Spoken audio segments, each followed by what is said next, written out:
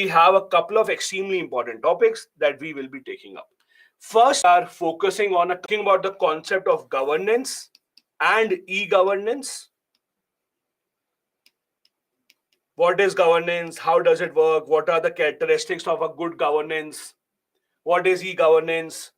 Examples of e-governance, the problems in e-governance, the issues, the way forward. This is going to be our first topic. Then, second topic for today will be reforms in governance. Reforms in governance, we'll be talking about three types of reforms which are asked very often.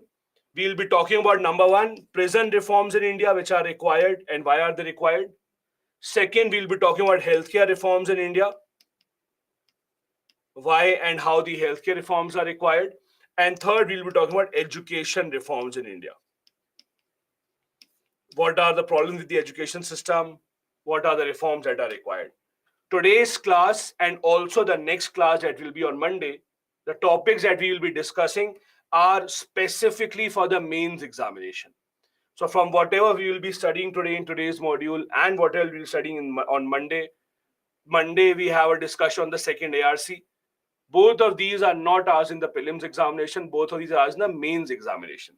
So I will not be giving you any prelims practice questions for today's module and the module for Monday. However, today what I'm going to be doing is, today I will be giving you two model answers. Means I will give you the question along with an answer that this is what the content should be that you should write there, so that you can get an idea of what exactly do you have to write, because I know a lot of you just listen to the answer here but don't do any answer writing practice. I know you. So in order to get you or to push you towards at least writing some answers, so you will get content at least of a couple of questions so that you can try and form your own answers. Okay, perfect. So let's begin without any further delay. Let's start with the idea of governance. Now, governance, the name of the entire subject. What do you mean by governance? In simple terms, decision-making process of the government. How does a government rule a country? What are the decisions that they take? How do they impact the lives of the people? Are they impacting the lives of the people in a positive sense? Are they impacting the lives of the people in a negative sense? All of that comes under the concept of government. So decisions taken by a government would be called governance. Decisions can be anything. Decision to demonetize the currency, decision to impose emergency in India, decision to, let's say, have a counter strike, or let's say have a surgical strike, decision to have GST, decision to have a lockdown. All these decisions are a part of governance. Everything that the government does has an impact on your life. Maybe if not you directly, but someone in the population is impacted by the government's decision. This is where governance comes into the picture. Usually, when you talk about governance, ideally, these are the things that we expect from a good government. We expect that the government will keep the people at the center, meaning that the decisions of the government should be made keeping in mind the people. When the government is taking a decision, doesn't matter how excited or unexcited they are, the decision have to be at the end of the day in the interest of the people. Would it make the lives of the people better or not? The government should ensure enhanced democracy. Enhanced democracy means allowing people to come out and take part in the government, asking more and more people to come out and vote, ensuring that more and more people take part in the electoral process. When the government wants suggestions from the people, ensuring that more and more people take part in that. Having or giving the confidence to the people that your voices will be heard. Allowing everyone to fight the elections. Allowing everyone to vote without discrimination. Have greater decentralization. Give more powers at the local level. Let's say give more powers at the rural level, panchayats. Give more powers at the district level. Give powers at the state level, and then remaining powers at the union level. Have more grassroots activism, or allow grassroots activism, meaning that if someone or some government or some organization is criticizing the government, allow them to do that. You should not have a situation where anyone speaking against the government, anyone trying to raise a voice against what the government is doing is punished. There has to be more grassroots activism. Government should be more open to criticism. The government should be more accountable. Accountable means more answerable. For example, if the government told the people of India after the first COVID wave that everything is fine, corona is over. If the health minister of the country made a statement after the first COVID wave that everything is over, corona is gone, and after that, in the second wave, we have lakhs of people who died, everyone would know at least one person who died of corona. Do you ever see the government coming out in the open and saying, sorry, we were mistaken? No. And this is a feature of every government since our independence. India has faced a lot of bad things. India-China war, emergency, lockdown, people walking thousands of miles. Have you ever seen a government coming out in the open saying, sorry, we were mistaken, we did not expect this would happen? No. The governments don't come out in the open and take accountability for their action. The government has to be more responsible. More responsible. See, the fact is, not everyone in the country needs the help of the government in equal measure. For example, if you are earning well, you can afford food, you can afford to travel, you don't need the help of the government as much as someone else would. Someone who is not earning money, someone who, let's say, is disabled, someone who doesn't have a house to live, they might need more help of the government. So government should be more responsible to them. And the government should bring more transparency, like the RTI being more open to the people. Usually it is expected that the government would have all these things. We'll discuss about all of these in detail in just a bit, but just to start the discussion, usually the government is expected to have all these things. Now, good governance in very simple terms means effective ideas of the government, effective implementation, effective decision making, so that at the end of the day, we allow the people to have a better life. The idea is very simple. When the government came to power and when the government is leaving power, in these 5 years or less than 5 years, are they leaving the country in a better condition or not? If the government is leaving the country in a better condition, that means it was good government. If the government is not leaving the people or the country in a better condition, means it was not a good government, as simple as that. Now, please understand something. India also, by the way, started celebrating Good Governance Day. In one of the earlier batches, before this slide, I asked the students, why does India celebrate Good Governance Day on 25th of December? And the answer I got was a Christmas. So if you are also thinking on those lines, please remember the answer is not Christmas. Yes, it is Christmas 25th of December, but that is not why we celebrate it on 25th of December. It's because of the birthday of Atal Bihari Vajpayee, India's former Prime Minister, also Bharat Ratna awardee. It was his birthday. That is why we celebrate it. So we also have Good Governance Day in his commemoration. Now, before we take a deep dive into good governance, I'll just tell you a couple of very important things. In this topic of governance and e-governance that we are going to be discussing today, it is extremely important for you that when you write an answer, you have to give examples. What kind of examples? Examples of government initiatives, examples of government schemes, examples of new kind of apps that the government has launched, whatever. But try and give some examples, number one. Second, what do you see on the screen right now? We'll be discussing each of these in detail. Each of these, it's a very common question to be asked in the mains exam also and in the interview as well. See, I'll tell you some of the very common things that the interviewers are very common in asking. Interviewers really like asking questions where you have to give 4 or 5 answers. For example, it's a very common question interviewer will ask you, tell me the 5 good qualities of a civil servant. So you will see, sir, honesty, transparency, integrity, impartial, or whatever. So why do they ask these questions? So that they can start having cross questioning from one point to the other point. So let's say you said 5 words. And then they will say, okay, give me an example of when you were honest in your life, or give me an example of when you showed integrity in your life. Such are the usual patterns of how interview usually begins, and then they have cross questioning inside of it. Similarly, with governance also, it's a very common question to be asked in the interview stage, where the interviewer will ask you, okay, tell me, how would you define a good government? How would you say a government is doing a good job? Or how would you say, or what would you say are the characteristics of a good government? This is how you can actually use this information along with the examples.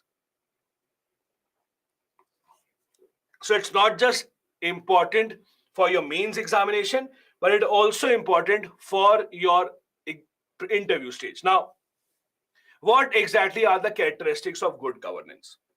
Ideally, a good government should be all of this. Let's start our discussion with one by one. First, participatory. A good government should be participatory. Now, what do we mean by that? It means the government should allow as many individuals, as many groups, as many organizations to participate in governance. For example, allowing more and more people to come out. Now, has the government does this in a way? I would say yes. I'll give you example also. How many of you have seen or used MyGov app or portal? Have you seen that or have you used that? Some of you may have used that, some of you may not have used that. If you have not used that, I would advise you to download it on your phone. If you don't want to download that on your phone, at least see the website. At least see the website. So it's a government portal where what the government has done is government has made it a portal to interact with the people. So for example, you can write articles over there, you can discuss things with other people. Government organizes many quizzes also on this portal. You can listen to and you can see draft of many laws that the government will be introducing. So it's a way to interact. I'll give you one more example. Although my drawing is extremely bad, but can you recognize this logo? I hope Gandhiji does not come alive just to scold me. Yeah, you recognize this logo, yeah. Swachh Bharat logo. Swachh Bharat logo, right? How was the Swachh Bharat logo finalized? Swachh Bharat logo was finalized after a competition was held on the MyGov app. So Government of India held a competition where people were asked to submit the entries. The winner was found out, it was awarded also, and this logo was accepted. Again, an example of how government participated, ensured participation from the people. Similar is the story with rupee symbol. Do you know? Rupee symbol also was a result of a competition that the government had organized. It was a competition from people around the country. They had to submit their entries, and one of them was selected as a winner. Some prize money was also given. Again, example of how government is ensuring participation of the people. Now, why is it important? Basically, the simple idea is when you allow people to participate or when you encourage people to participate, people find themselves more connected with the government. People think, yes, it is my government, I have contributed to it. It is my government, at least listens to me. I'll give you one more example. Most of you would have been very small, but I am sure all of you would have heard of the Nirbhaya case. Remember? The unfortunate Nirbhaya case that took place in Delhi. Okay. So when the Nirbhaya case happened, those who don't know, it was basically a case of rape of a girl and the girl died. So basically, when the Nirbhaya case happened, people all across the country were out on the streets. Why? Because what happened was in the Nirbhaya case, one of the guys who was involved in the case, one of the convicts, was below 18 years of age, just a few days below 18 years. And the law at that time was if you are not 18, doesn't matter what crime you commit, doesn't matter how many people you kill, you can only get maximum 3 years of punishment, not more than that. Maximum 3 only. So there were people out on the streets demanding that this should change. So Government of India formed a committee that was called the Justice Verma Committee. The Government of India formed a Justice Verma Committee. The idea of the committee was to reform the laws, to make the laws much more stringent. And the Government of India published in most of the newspapers an ad. I still remember the ad. The ad was that this is the email ID of the committee. we are inviting people to mail your suggestions. We are asking people to mail their suggestions. If you want the committee to make a certain type of a law, whatever you think is correct, mail the suggestions. But most people did not. They were happier being on the street rather than actually going ahead and mailing that this is what should be done.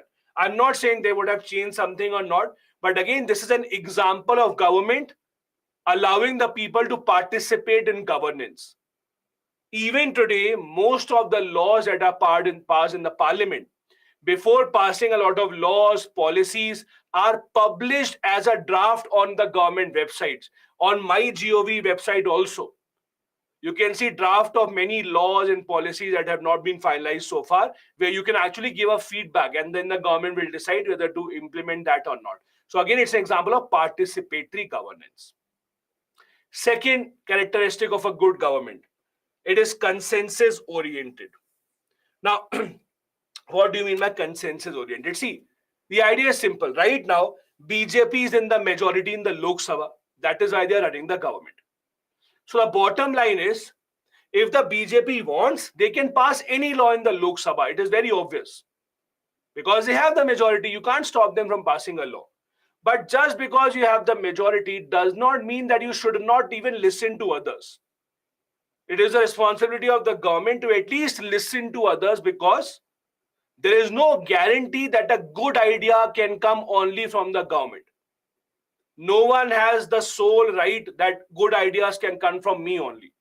Good ideas can come from anywhere. Have you heard of a political thinker called J.S. Mill? You might have heard of him in ethics, or if PSIR is an optional, then you might have heard of him, J.S. Mill. No worries, if you have not heard of him, don't worry. So, J.S. Mill, John Stuart Mill, full name, one of the first guys who talked a lot about freedom of speech and expression. He is regarded as a person who has spoken a lot about freedom of speech and expression. So he very famously says, or said basically, about 200 years ago. So he very famously said that if a country says that we are an advanced country, we're an advanced society, in that society, if one person has a different point of view and everyone else has a different point of view, even then that one person has a right to speak his mind. Only then it is a developed advanced society. An advanced society is not which has good buildings, good technology. Advanced society or developed society is one where everyone has a right to expression. Even if you are in the minority, even if you are one single person having a different kind of an idea. Imagine if no one listened to Newton. Imagine if no one listened to Einstein. We would not have been in a situation where we are today, right? Because see, for a long time, everyone thought Earth is flat. Imagine the first person who said, do you know Earth is round? And people would have laughed, oh, what have you drunk today, man? Don't you know Earth is flat, it's not round. So if you don't allow people in minority to speak, it becomes a problem. It is the responsibility of the government to have a consensus. See, at the end of the day, government is in majority. So they will pass whatever law that they want. It is a law, that is fine. But at least have opposition also bring in their ideas. For example, what is a private member bill? What is a private member bill? Have you heard of it? What do you mean by private member bill? Yes, so basically, private member bill is a bill introduced by a non-minister. Private member is a member who is not a minister. So private member bill is a bill introduced by a non-minister. Usually, it is safe to assume that private member bills are actually opposition bills. Because if BJP, for example, has to introduce a bill, their ministers only will introduce it. So you can assume that private member bills also mean opposition bills only. So far in the history of India, only 14 private member bills have passed. Only 14 in India's entire history. None of the private member bills has been passed in the last 30-40 years. No private member bill has been passed. It's about 4 decades private member bills now don't pass. It's again an indication how whoever comes to power assumes that they are the only ones who know everything, that good ideas can't come from the opposition. For example, Shashi Tharoor has introduced so many private member bills, they don't go anywhere. There are a lot of people in the opposition introducing private member bills, obviously they don't go anywhere because the governments are not consensus oriented. I'll give you two examples from our history so that you can actually understand how we are living in a very different kind of a time as compared to earlier. In fact, I'll give you three examples. First example, when P.V. Narasimha Rao was the Prime Minister of India. Now, P.V. Narasimha Rao, India's Prime Minister, was from the Congress. It was the beginning of 1990s. Pakistan was introducing a resolution against India in the UN Human Rights Council. So in the UN Human Rights Commission, they were introducing a they were introducing a resolution against India. The idea was that India is violating the human rights of people in Jammu and Kashmir. And Pakistan wanted the entire world to go ahead and vote against it or vote in favor of it, in favor of Pakistan, basically. So what happened was Pakistan was able to get support of a lot of countries. Most of the countries, Western world, was in favor of Pakistan, that okay, we will support the bill. P.V. Narasimha Rao, who was the Prime Minister of India, what did he do? He chose a person in India to go to all the major countries around the world, convince them not to vote for the bill. Who did he choose? He chose Atal Bihari Vajpayee. Who was Atal Bihari Vajpayee? He was a leader of the opposition. He was leader of the opposition. So a Congress Prime Minister choosing a BJP leader, asking him to go and convince other countries on behalf of our government. He accepted it. He went, he did a great job. He was successful in making sure that the resolution does not pass. Can you imagine today? Can you imagine today someone from the government sending a Congress leader around the world to talk about what India's policy is? Can you even imagine that? You can't even imagine that happening today. There is no law to prevent that, but it will not happen. Because over the past couple of decades or so, especially since 1990s, we have become a very non-consensus oriented government. I'll give you one more example. Atal Bihari Vajpayee was suffering from, I think, a kidney disease, or there was some big problem that he had, kidney issue, etc. It was a disease which treatment required a lot of money. At that time, members of parliament did not have that high of a salary. So he could not afford to go, or he could not really go anywhere. Rajiv Gandhi, who was the prime minister, he said that you don't worry about that. Government is sending a delegation to US. So Rajiv Gandhi was sending a delegation to US of IAS officers to talk about trade, etc. He said, I will make you a part of the delegation. You go, and on paper we will show that you fell sick, so you had to be treated in America, so you will be getting the treatment. Government will afford the treatment. And the government did get the treatment for him. Again, an example of how the two sides can work together. But now the situation has really changed drastically. Again, it doesn't mean that the government should not listen or should not do what they want to. At the end of the day, government has the majority. So they will pass whatever bills that they want. But at least keeping a door open for good ideas is always good. Then, accountability. We just discussed about this. Government of India, doesn't matter which party is in power. India has faced very tough situations, multiple wars. We have faced famine. We have faced riots. We have faced emergency. We have faced lockdowns, corona. You have never seen any government coming out and saying, sorry, we were mistaken or we were wrong. No. Every government says we are the best government ever. So if every government is the best government ever, why are we not the best country ever? Something should have happened, right? If we still have the problem of poverty, if we still have problem of illiteracy, if we still have problem of corruption, then there has to be some problem in between. But no one has ever accepted.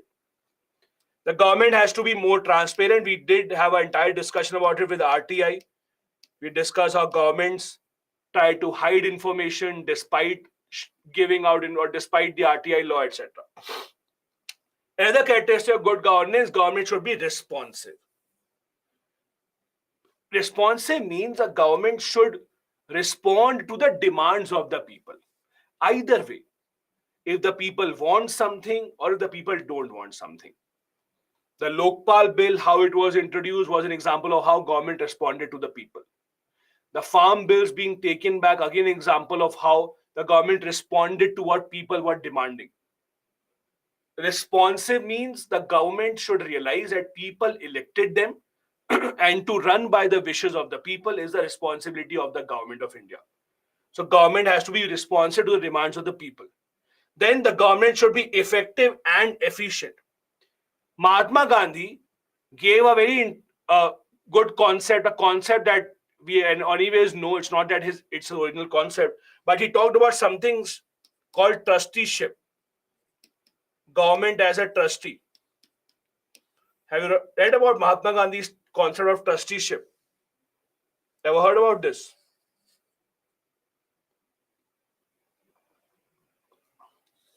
Okay, those who don't know, don't worry. Now listen to this very carefully. Remember when we used to be in school or in college also? School has trustees, college has trustees. Remember? Trustee of the school, trustee of the college. Who is a trustee? Trustee is a person who does not own the organization, someone who is just running the organization for some time, and then they will pass it on to someone else, and they'll pass it on to someone else. That's the idea of a trustee who is running the organization for some time. As per Mahatma Gandhi, whoever is in power, whoever is running the government, must always remember they are not the owners of the government. They are the trustees of the government. The example that I gave you yesterday. What happened in case of Imran Khan? What happened in case of many other governments that have economic crisis? Government starts spending the money as if they never have to give it back. Government starts spending money because they think, oh, we only live once for 5 years. Let's enjoy. Let the next government suffer. When you have this kind of a thinking that you spend money because it is not your hard-earned money, you want to empty all the government accounts because you think you are only living once for 5 years, that is when the government becomes ineffective and inefficient. Effective and efficient means the government should spend resources of the public knowing fully well that the resources are not unlimited. The government should spend the money and the resources with utmost efficiency. Remember, we discussed about the efficiency audit that the CAG does. If government can get something at a cheaper price, they should try for that rather than paying a high amount of money. Then, the government should also be equitable and inclusive. What do you mean by equitable? Equitable does not mean that everyone should get equal things from the government. That is not what equitable is. Equitable means everyone should get what they need from the government. Someone may need more, someone may need less. The simple idea, for example, if I earn 80,000 rupees in a month and someone else earns 800 rupees in a month, government should give him or her free ration, not me. I don't need that free ration, but he might need the free ration. So government should ensure that the fruits of development, the help that people need, are fairly distributed amongst the people. It should be equitable in the society. And the society should be more inclusive. Let's take an example of inclusive. Let's do this exercise. Please don't Google, okay? Don't Google it. You have to tell me in the central government, can you tell me name of women ministers apart from Nirmala Sitharaman and Smriti Irani? In the central government, name the women ministers apart from Smriti Irani and Nirmala Sitharaman. Don't Google it. And the central government only, not your state governments. Just think about it. Think about it and think about how many do you know. If you know one, great, think of others. How many do you know? Think about it. You would not really be able to know. Okay, I'll not take anyone's name, but I'll tell you some of the responses that I'm getting.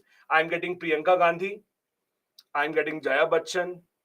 I'm getting Draupadi Murmu. I'm getting a response Sushma Swaraj. I'm getting Meera Kumari. Getting a lot of very interesting responses. These are not correct responses.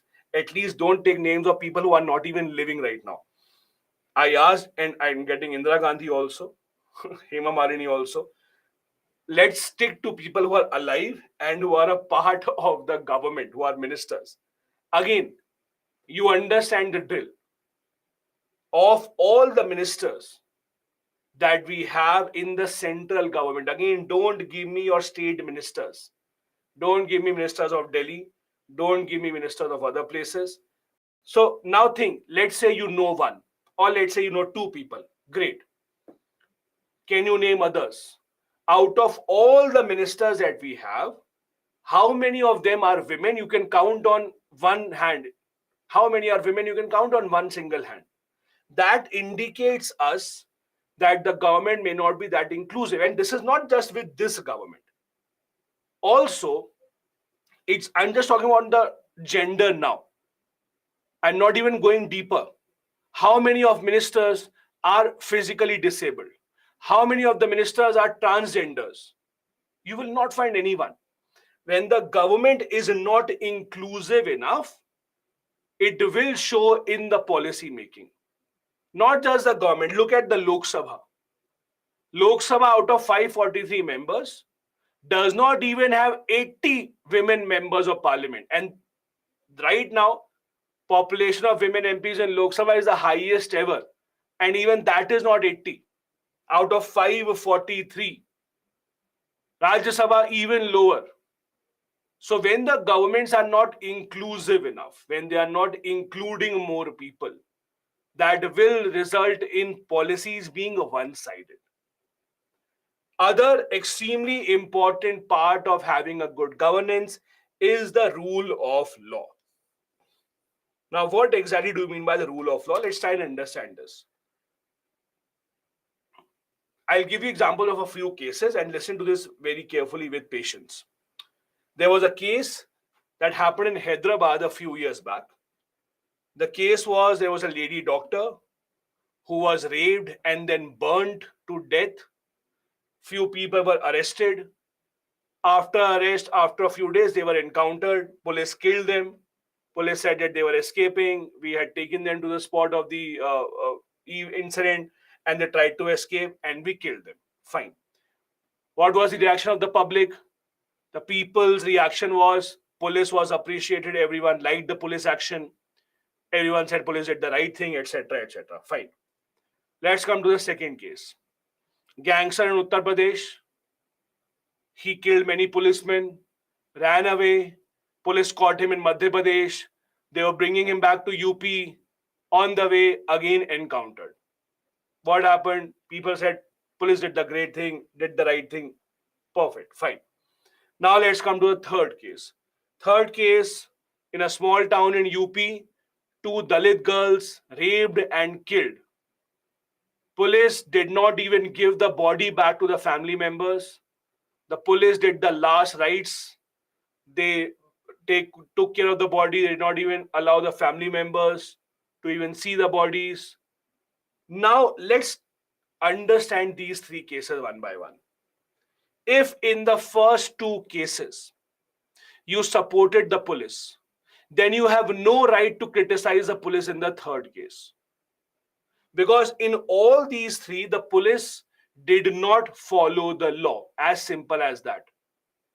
If in the first two cases you allowed the police to deliver instant justice, that no, we will do instant justice, then in the third case also, you cannot say anything wrong about the police, because in the first two instances, if you did not stop them, you gave them an impression that whatever you're doing is right, do it. So they did the same in the third case, whatever they thought was right.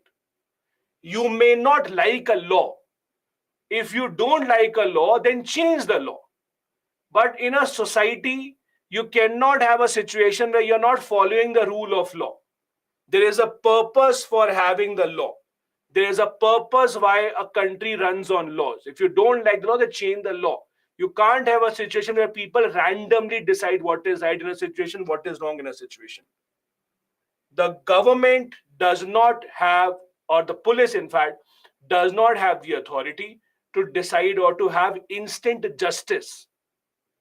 It is the job of the judiciary to decide who is guilty and who is not guilty. Have you heard of a thing called Matsya Nyay? Have you heard of this word, Matsya Nyay?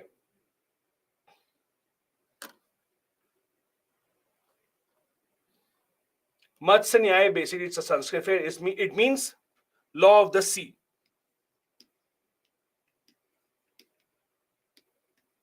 It means law of the sea. What do you mean by law of the sea? Law of the sea means there will always be a bigger fish that will eat the smaller fish. There is no law that works. If there's a small fish, there will always be a bigger fish after that that will eat that fish.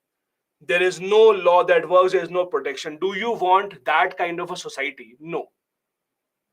In a society, you do not expect that you're walking on the road and you don't even have the protection of the law. You walk on the road with confidence because you know that there is a law in place. That is why people don't commit crimes as often.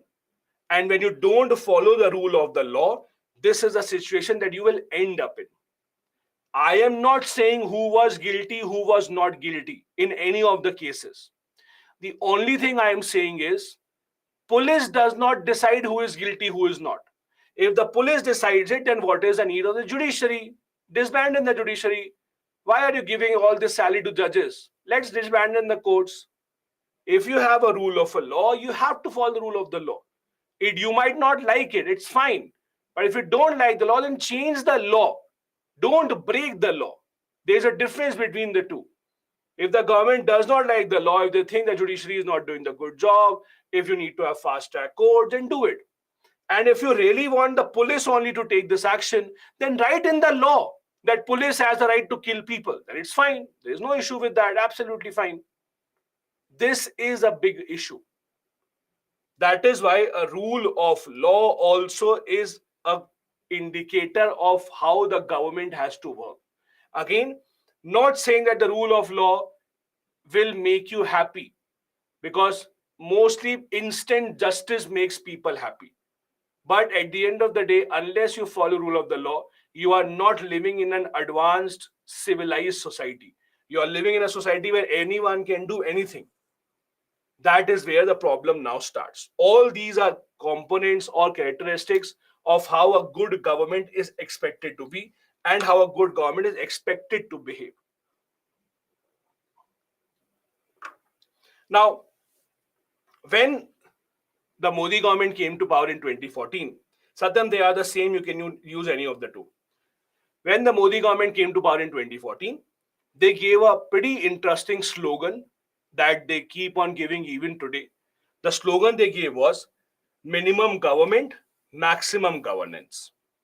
The idea was that we should, or government should, reduce the size of the government.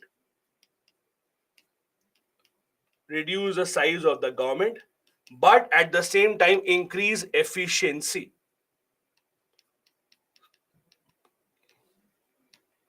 Increase efficiency of the government. Has it happened? Not really. It is improving drastically, but even today, you do not have a situation where you can say the size of the government has reduced. Reducing the size of the government simply means there will not be so many levels where a file has to pass from one place to the other place to the third place. I'll give you an example. If you have to open up a manufacturing factory, if you have to manufacture something, open up a big factory, there are so many permissions that you require. Permissions from Labor Department, permission from Environment Ministry, you're not harming the environment, permission from Corporate Affairs Ministry, permissions from so many other departments are required. Now the problem is when you go ahead and you randomly start making different demands at different levels to sign on a file, that makes people's life or doing business that much more difficult. Having lesser powers, not lesser powers definitely, but having lesser bureaucracy is in the interest of everyone. For example, you have to reduce discretionary powers. Now, what do you mean by discretionary powers? Let me give you a simple example. In India, it is illegal to keep a weapon for ordinary people. Not talking about the armed forces. For ordinary people, you, me, it's illegal to keep a gun. If you want to keep a gun, you have to apply for a license. How do you apply for a license? You go to the DM, you apply for a license with the DM. DM will ask you, why do you need a gun? So you'll have to prove that, see, I have a threat to my life, I am involved with dangerous people, this is my job, etc., etc. On the basis of that, it is the discretion of the DM whether or not the license will be given. Now, when you have something on the discretion of an officer, that becomes a problem, because when you leave something to the discretion, this is where the chances of corruption actually become higher. If any one of you or any of your friends or family own a restaurant, you would know this, what I'm trying to tell you. When you have a restaurant, there is a food inspector that comes in every few months to conduct an inspection of the kitchen and see whether in the kitchen everything is fine or not. Now, when the inspector comes in, inspector has to prepare a report whether or not you are running the kitchen fine in a hygienic manner or not. There are places where it is almost fixed that the inspector will come, he will take 5,000 rupees and he will go, he will prepare a good report. Otherwise, if you don't give him the money, he will not prepare a good report. Because again, you have given discretion to the officer that they will decide on the report. Before 1991, the situation was way worse. Before 1991, India had something called Inspector Raj. Ask your parents about it, they'll tell you. We had Inspector Raj in India before 1991. Inspector Raj means there were inspectors for everything. Even if you had a small shop, small ration shop, there will be inspection for everything. Inspector will come, inspector will see whether you are doing the right thing or not, prepare a report. On the basis of that report only can you continue to operate your shop. If the inspector thinks you are not doing it properly, then they will shut down your shop. So there was an inspector for everything. There was Inspector Raj, there was License Raj. License Raj means license for everything. Inspector Raj means inspector for every single thing to conduct inspections. When you give so much discretionary powers to any officer, you are allowing a lot more corruption to handle. When you are doing this something with the help of machines, the chances of corruption obviously come down. Another suggestion for having better governance is to do away with obsolete laws. Obsolete means very old, outdated. So laws that are outdated. We still have a lot of outdated laws. Remember, we just discussed about the Official Secret Act in the first class. You all have read about sedition. All these are old, obsolete laws. Again, allowing a lot of powers to the investigative agencies to arrest or harass a person. We also have to set up appropriate accountability mechanism. Accountability mechanism means, again, if some officer is held guilty, if their decision has led to wrong consequences, how will they be punished? How will they be answerable to this? In bureaucracy right now, we do not really have any accountability mechanism. If there's a senior official, he did or she did something wrong, there is not much of a punishment, not much of answers that they have to give.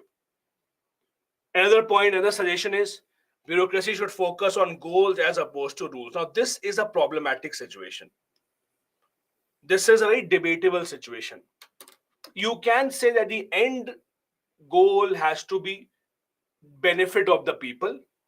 Don't get stuck up on the rules. But the problem is, and I've told you earlier as well, when the judiciary or when bureaucracy is not following the rules, they're always under threat because someone later on will file a case against them. So you can't expect only the bureaucracy to focus on the goals, forget about the rules. Everyone else has to support them in that.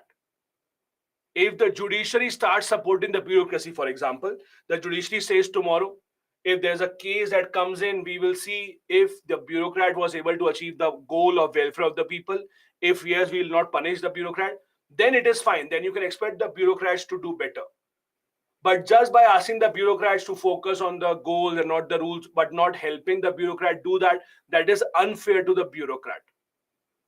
So this is not something that the bureaucracy alone can do. Judiciary, government, activists, all of them have to support them. The bureaucracy has to be an effective facilitator. Facilitator means someone who supports, someone who encourages you. Let's take a simple example. So right now, many states are making it much easier to do business in India, open startups in India. I know the example of Telangana, but I am sure many other states are also doing this. In Telangana, for example, if you now have to start a business, you don't have to take any permission. You can just start a business. Government will assume that you have every paperwork on completed. The government will later on come and have an inspection and everything is fine. But it's not that you have to initially get all the paperwork. And I'm sure many other states are also doing this. Bureaucracy has to be an effective facilitator. I remember, and this is about, I think, 8 years ago, 9 years ago, I still remember, a friend of mine lived in Chicago. And we were having this Zoom call or Skype call at that time. And we were talking about this, that it is so easy for him in US to open up a company as compared to in India at that point of time. If you had to open up a company, you had to go to government office, take permission, etc. So in Chicago, for example, he showed me all sitting online. Just open up a government portal, fill in all the details. Within 30 minutes, 30, you get a mail from the government that your company set up, you're good to go, start working. So again, that is a big difference as compare if you compare that with developing countries such as India. Over here in India, the problem is having hurdles is seen by people as an opportunity to earn money. See, the idea is simple. When someone wants to earn money, black money, or let's say bureaucracy, someone in the government wants to earn a bribe, how will they earn a bribe if everything is so simple and easy for the people? You pay a bribe so that the situation becomes easier for you. If it is very easy to get a license, you will never pay a bribe. If it is very easy to get government permission, you will never pay a bribe, right? You pay a bribe because the process is difficult.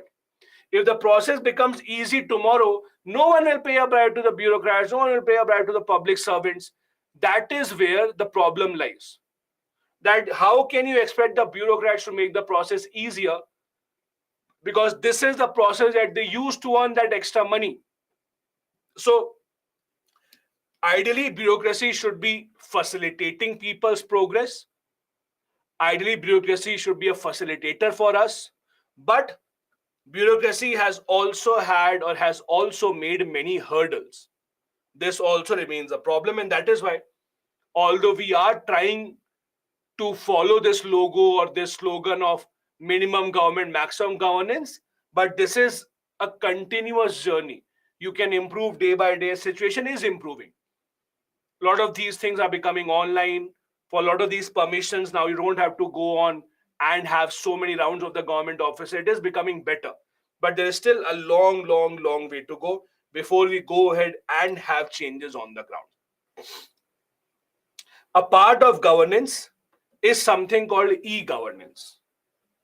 E-governance, as the name suggests, use of technology by the government to make the lives of the people easier. That is, in simple terms, e-governance. In answers for e-governance, you are expected to give examples, which we will be discussing. You are expected to give problem statements, and you're expected to give solutions. These are usually the kind of questions that we get in e-governance, and I will show you also how every alternate year at least you expect at least one question from e-governance. There are a lot of things that have happened, and all of you would realize that e-governance is a part of our lives. It has made our lives much, much, much better. For example, just a few years back, It's not about many years back, just a few years back. I remember when I was a kid, the parents used to go to pay the electricity bill. If I used to go with them, you have to stand in that queue, 50 people ahead of you, stand for a couple of hours. When your time comes, when you go to the window, they will say, oh, lunch, come back after 1 hour. Then you come back after 1 hour. Then they'll tell you, oh, you did not pay the last bill. So you say, no, no, we have paid the last bill. They will ask you for the receipt. Then you go home. Everyone in the entire country has that transparent pouch where our parents have kept all the receipts of everything, bank passbooks, LIC receipts, electricity bill receipts. You take out the receipt and you again go. Basically, paying the electricity bill was a affair of multiple hours. You had to take out an entire day just to pay the bill and then save all these receipts with you because you never know when the government would require that. Compare that with today. Who today goes to electricity department to pay a bill? No, you pay it online. You pay it. There are several apps that allow you to do that. You pay it at any point of the day. At 1 a.m. in the night, you remember, you pay the bill. Not like 9 to 5. Remember earlier, not just 9 to 5. So, for example, if your parents are working, they have Sunday off, but on Sunday, electricity department will also be off. So, when do you pay the bill? So, you have to take an off from the job just to pay the bill. Compare that to the situation that we are in right now. We are in a situation where you pay the bill on any day that you want, any time that you want. We take these things for granted. But this is a change that has happened, and it's a prime example of e-governance. It's a prime example of how the government has made the lives of the people better with the use of technology. It all started, that is, the government of India started focusing in this field in 1970. In 1970, for the first time, the government established something called the Department of Electronics to help focus in this regard. Later on, National Informatics Center was set up. Have you noticed how in a lot of cities or in a lot of government websites, their domain name is .nic extension, government website .nic. Have you noticed this? Although now it is being replaced by .gov, but even now you will see, for example, I think CBC website, NCRT website, you will see .nic. That NIC is this, National Informatics Center. That is NIC. So this National Informatics Center in 1977 was launched. The idea was simple, that they would look into all the government websites, they would work in this regard, make websites, make portals. Even today, they maintain all of this. Their aim, why they were first established, the department was first established to computerize all district offices in the country. So district offices are those offices in your district which have record of, let's say, a birth certificate, name changing certificate, death certificate in some cases, other kind of certificate that you require. All those are in physical form. So to computerize all of them, again, the responsibility is of the NIC, National Informatics Center. Tell me one thing. When our Prime Minister, for example, has an online meeting with Xi Jinping or Vladimir Putin, do you think he's using Jio or Airtel or Vodafone Idea? What network would they be using? What do you think? Or would their network also be like ours only? That they will call and say, oh, sir, the network is off. There was a truck going on and the truck cut the broadband wire. The broadband will come after 5 hours. Do you think it will happen to them also? What do you think? Many people are saying BSNL. Do you think really they will be using BSNL? Okay. You have too much faith in the ability of BSNL, I think. They're using BSNL, okay. They are not using BSNL. They are not using Jio. They are not using anything. What are they using? So government has their own network. The government has their own network. This is called NIC net, which the government did not share with you. I'm sorry to say. Government does not love you enough. So government has their own network, which is not something that people use. People cannot use it. It is National Satellite Based Computer Network, especially for the government offices. This is NICNET. It has connectivity across the country, especially for the government. It has speeds upwards of 10 Gbps because the government cannot afford its communication to be compromised, right? For example, this might shock you. Just a second, guys. Yeah, sorry for that. Sorry for the interruption. So, this might shock you, but whatever you search on the internet, your internet service provider knows. Trust me. So, guys, if you're thinking that your internet search history is known only to you, that is not true. So, your internet service provider can know anything that you're doing online. So, obviously, the government does not want that to happen, right? The government is working in an environment where they cannot afford their communication to be shared or to be intercepted by anyone. So that is why they have their own network. All that indicates how government has been working in this regard for a very, very long time. Priyanka, NIC net means NIC network. NIC is National Informatics Center. So NIC network is NIC net. Now, there are some obvious advantages of e-governance. There are obvious advantages of using technology in governance. First obvious advantage, reduces the delay in file processing and movement. Earlier, when you used to file or when you used to send any file to a government department, it had to be physically taken from one place to the other place. But now, with online, everything is done instantly. Rather than you waiting for letter to go from one place to the other place, it's all instantaneous. And obviously, it saves a lot of time. It reduces the delay. You cannot say, oh, I did not have the file is in that department, this department. Everything can be done instantaneously right now. Then multiple backups are kept and the risk of data loss is much, much, much lesser. The example that I gave you earlier, government offices having thousands of files, one over the other, one over the other, that situation now does not arise, at least should not arise with the use of technology. When you save your data at multiple places, multiple servers, the risk of losing all that data is very, very low. That allows you to be much more secure. It also leads to much lesser paperwork. Imagine a government office having thousands of files. All those files can be stored in this small pen drive. Just imagine the amount of space that is saved. Just imagine the amount of paperwork that will be saved. Just imagine how it will result in the government processes being much, much more efficient. It also results in cost cutting. Now, this cost cutting part you have to understand. See, when you go ahead and introduce new technology, in the initial phase, the cost will always be high.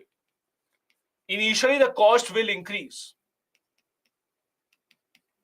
Initially, the cost will increase.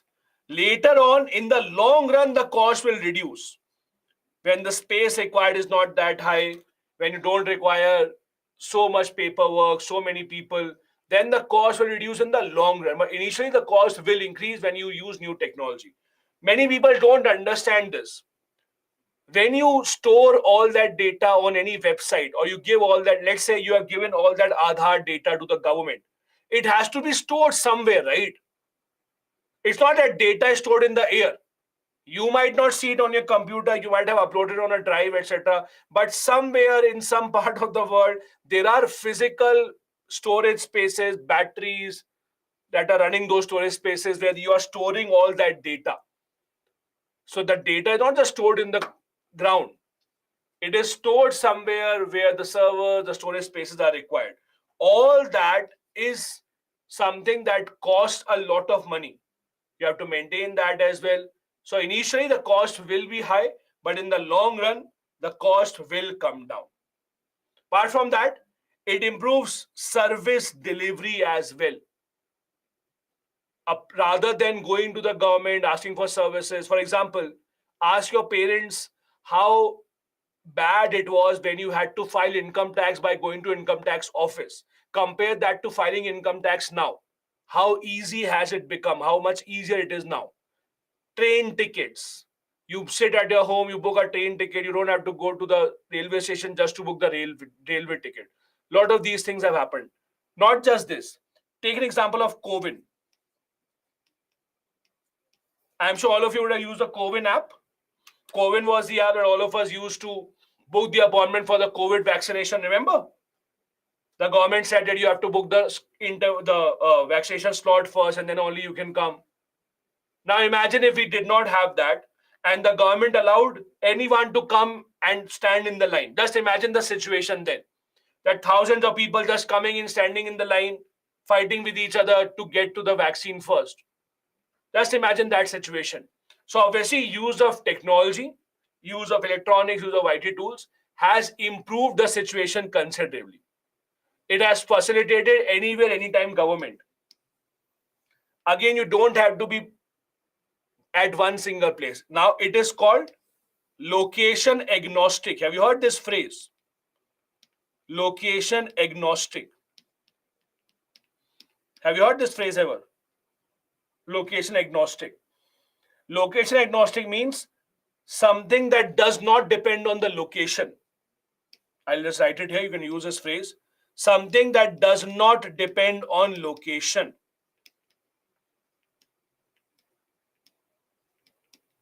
Let's take an example. A lot of you may be watching me right now from big cities. Many of you may be watching me right now from a village. Many of you may be watching me right now from outside India as well. So location now is not really a barrier.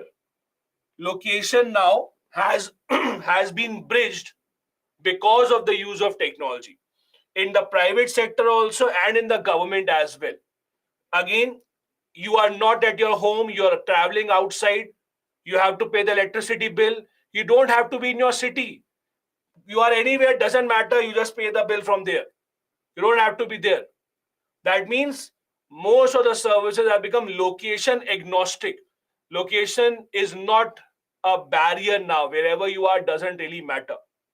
It has reduced transaction cost. For all these things that we are talking about, paying bill, etc., you don't have to go anywhere. You sit at home. Cost of traveling has reduced. You sit at home and engage. It brings much greater transparency. Again, you might not understand the seriousness of this issue, but again, if you ask your parent, they will tell you how serious the issue was. Electricity department will always say that you did not pay the last bill. They always ask for proof from the last receipt that you have to bring in. And you have to save all those receipts. It was such a big headache in everyone's mind that people carried receipts of electricity bill for 2-3 years because you never know when they will ask for a receipt. And they will say, you did not pay that bill, you did not pay that bill. So everyone was so worried that what new bill will come up now. When you ask your parent, they will tell you it was very common. Now, can you imagine that? All the bills that you pay online, the receipt is automatically stored in your phone, in your memory. You don't really have to do anything.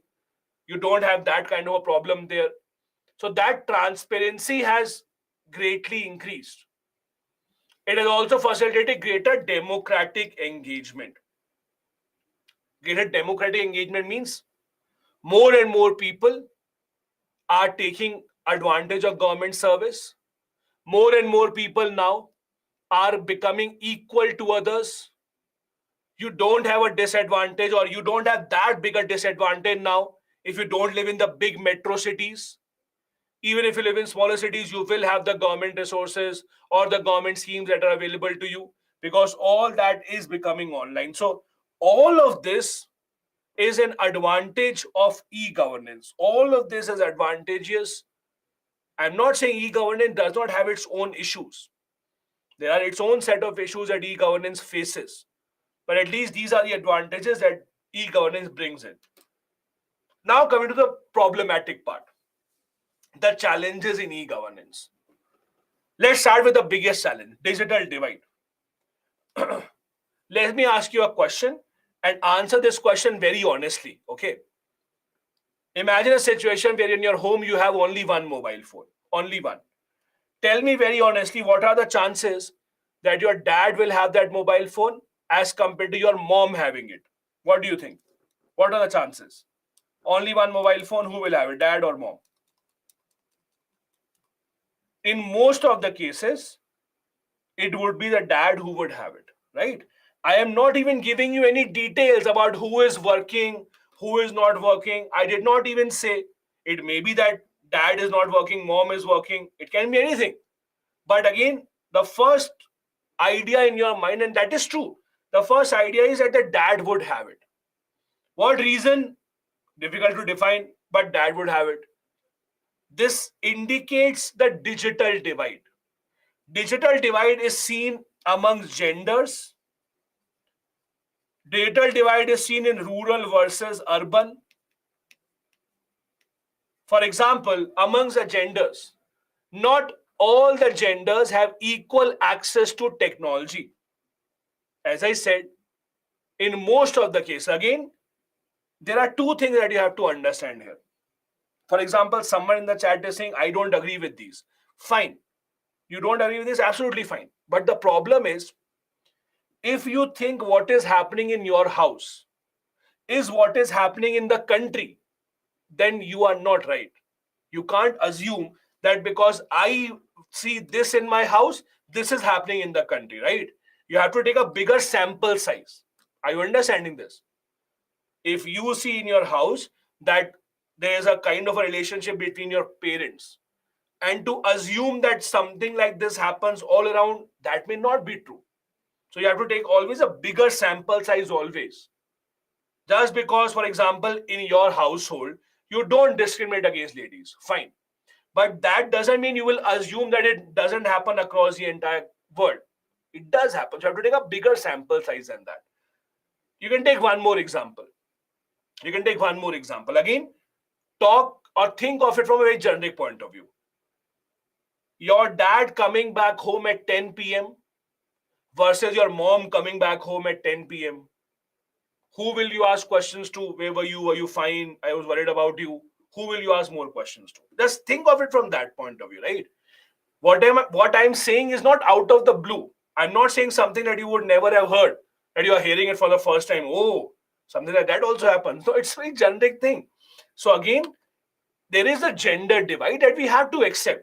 You can't say there is no gender divide. If you don't see it around you, great, you are living in a very good place. I'm happy for you. But if you actually see, there is a gender divide all around. There is a divide on the basis of rural versus urban also. Yes, the situation in the rural areas is improving. But even today, there are many villages in India which do not have that proper internet connectivity.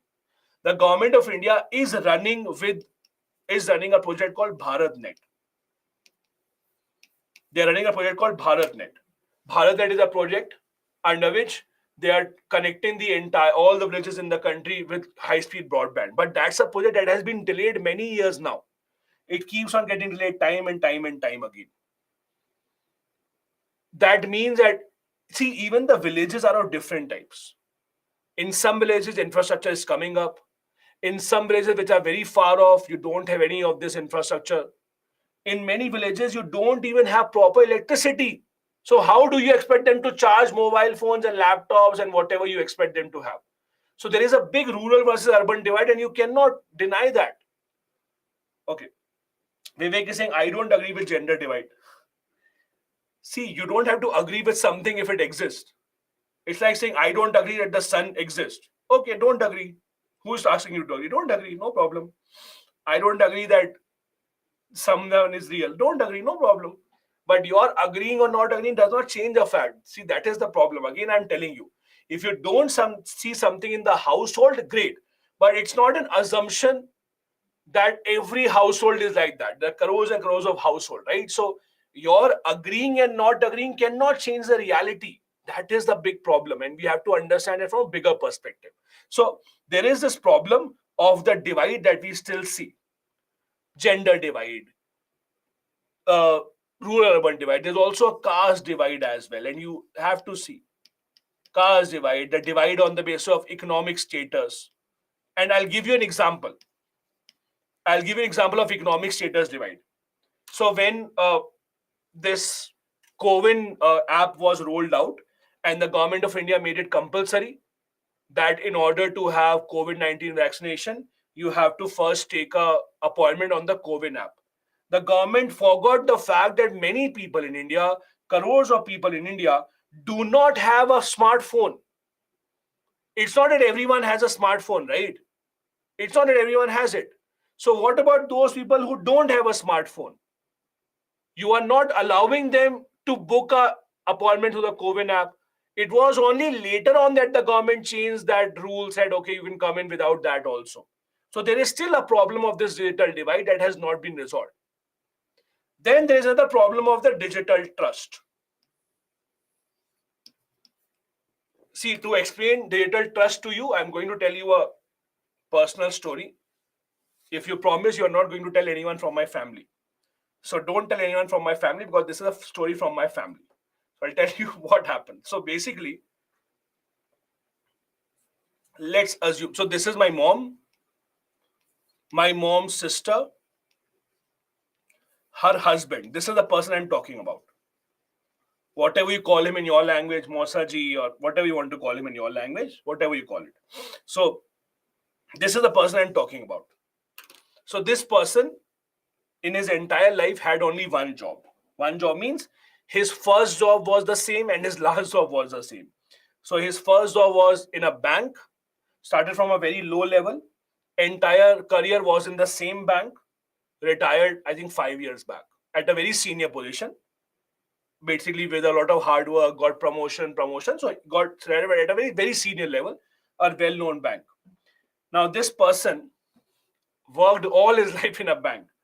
Even today, when he orders something online, he will only order cash on delivery. Why? He does not trust digital payment.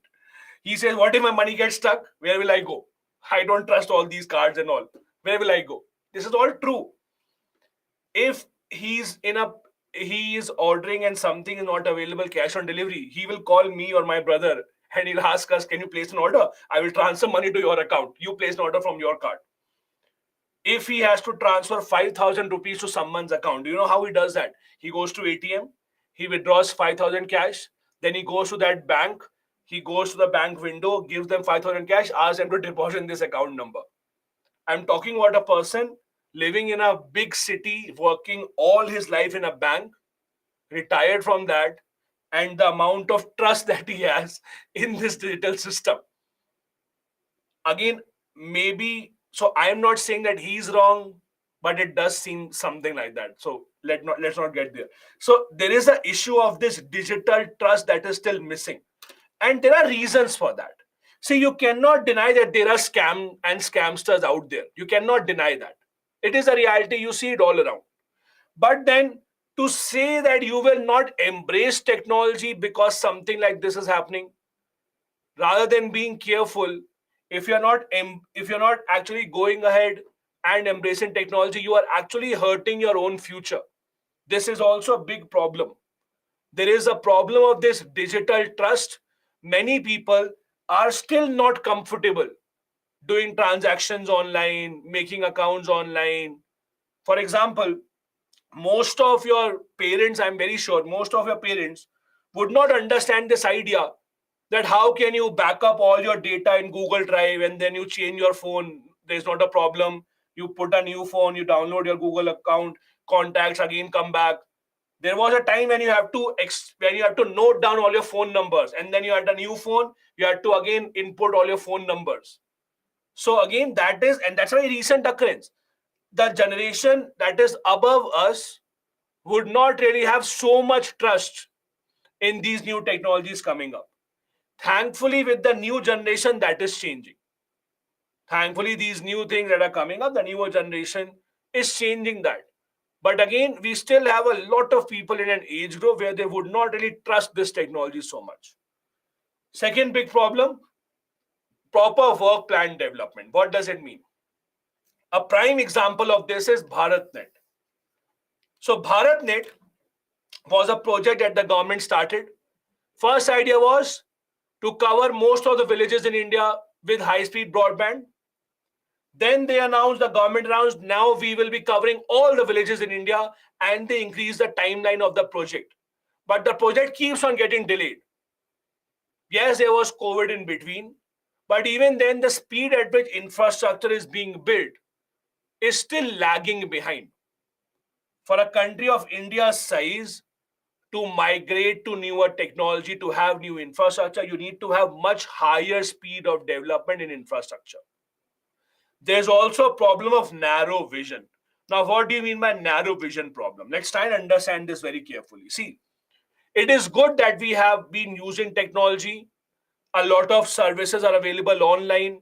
But the problem is there is no groundbreaking service that has really changed our life. I'll give you an example. For example, many countries now use technology to even have online voting. But in India, we don't have any plans about that. So rather than making big plans for the future, that this is how technology will change everything, India has usually not been a country where we have had grand plans in terms of technology. There are some very good examples. No one can deny examples such as the UPI.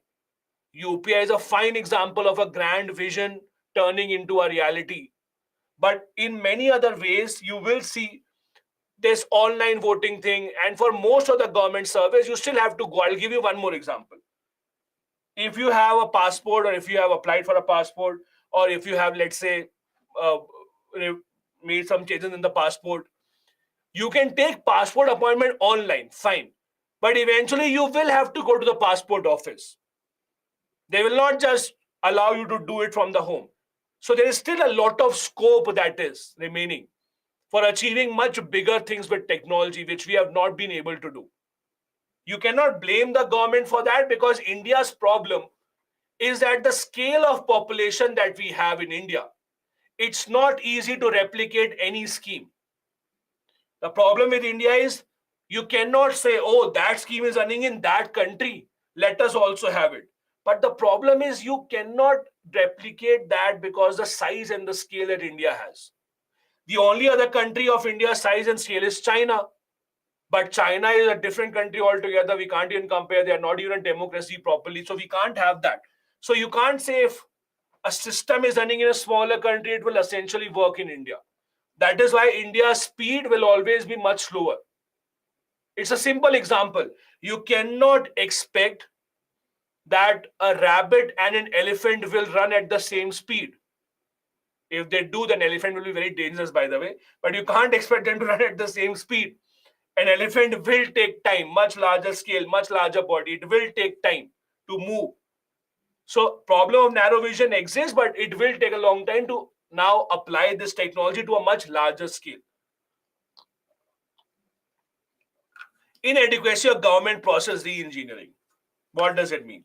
Tell me honestly, if I show you two websites without telling you which one is government, which one is private, would you be able to identify which is government website, which is private website? Can you identify?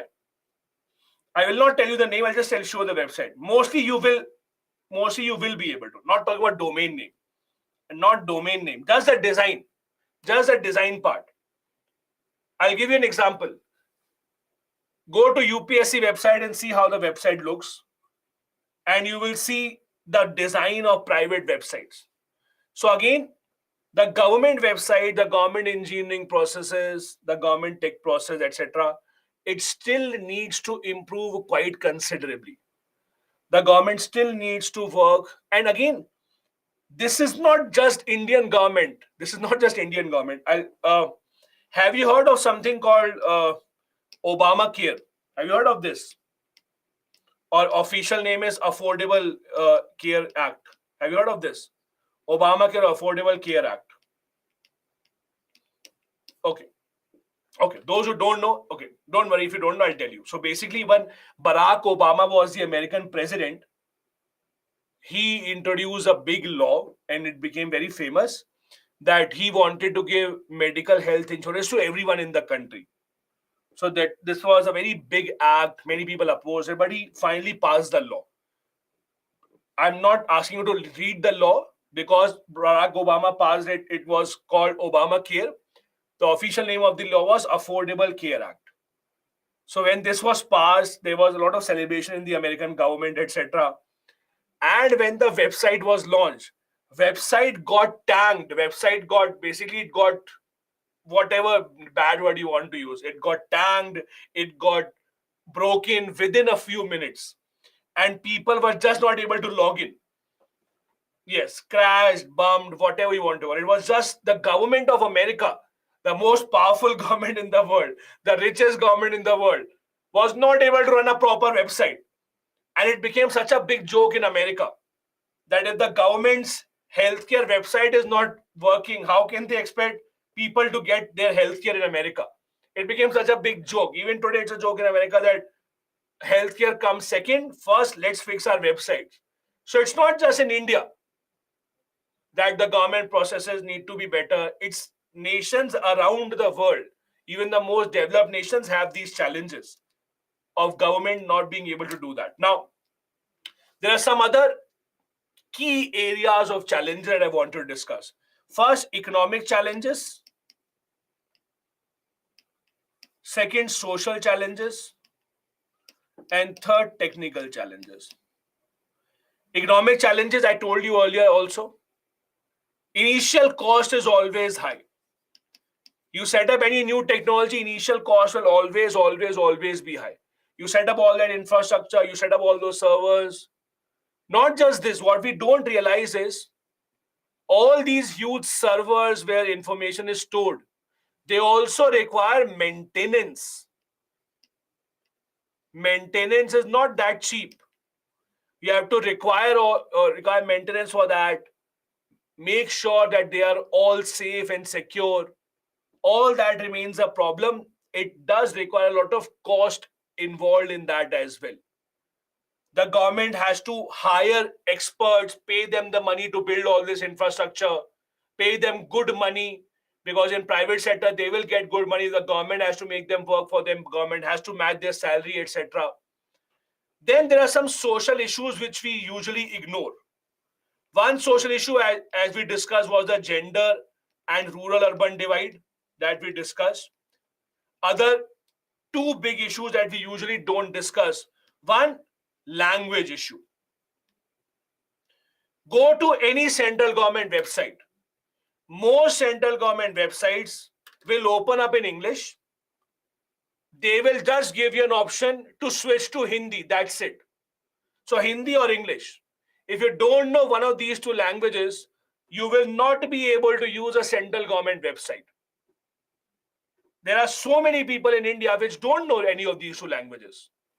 Many websites don't even give an option to switch to Hindi. It's only English.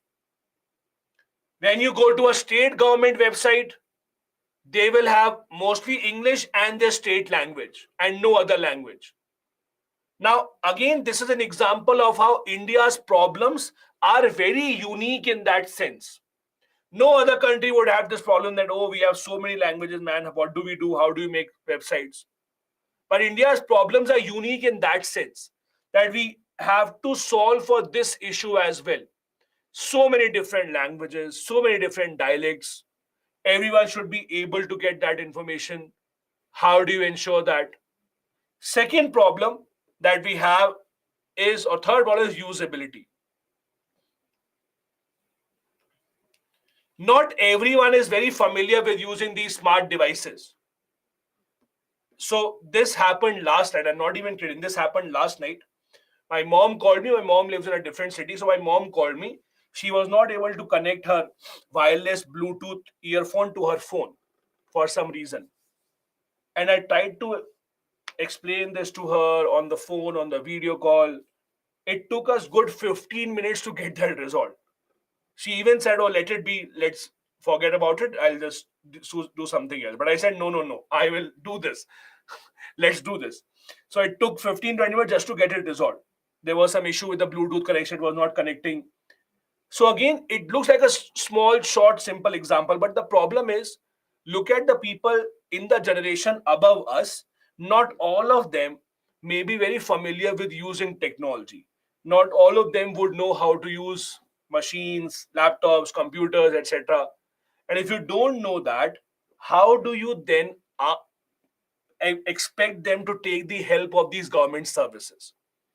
Because at the end of the day, if you're making the government services online, you should have to ensure that they can use this technology, right? If they can't use this technology, if they don't know how to operate these kind of devices, then what is the use of offering all these government services? That is also a big issue. Because see, in schools and colleges, these things are never taught to us.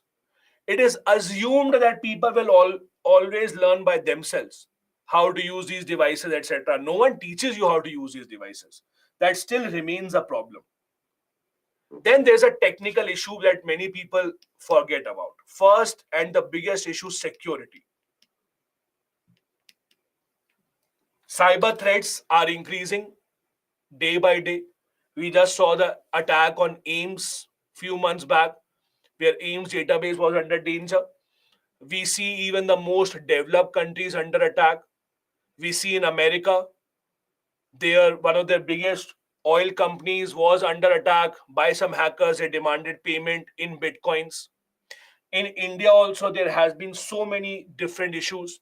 For example, in India, when the COVID-19 crisis was going on, in Mumbai, at the peak of COVID-19 crisis, in Mumbai, there was a power blackout. Do you know the entire city of Mumbai? There was no power all of a sudden. That was a time that all the government hospitals were filled. All the government hospitals were running generators, oxygen. At that time, the government said it is because of a failure of electricity grid. But later on, it was found out it was Chinese hackers that had hacked into the system. It was a time that Galwan Valley clashes were going on. So it was a kind of a warning sent by China to India. In fact, China right now has proper hackers which are a part of the Chinese army, and their entire job is to hack into different country systems.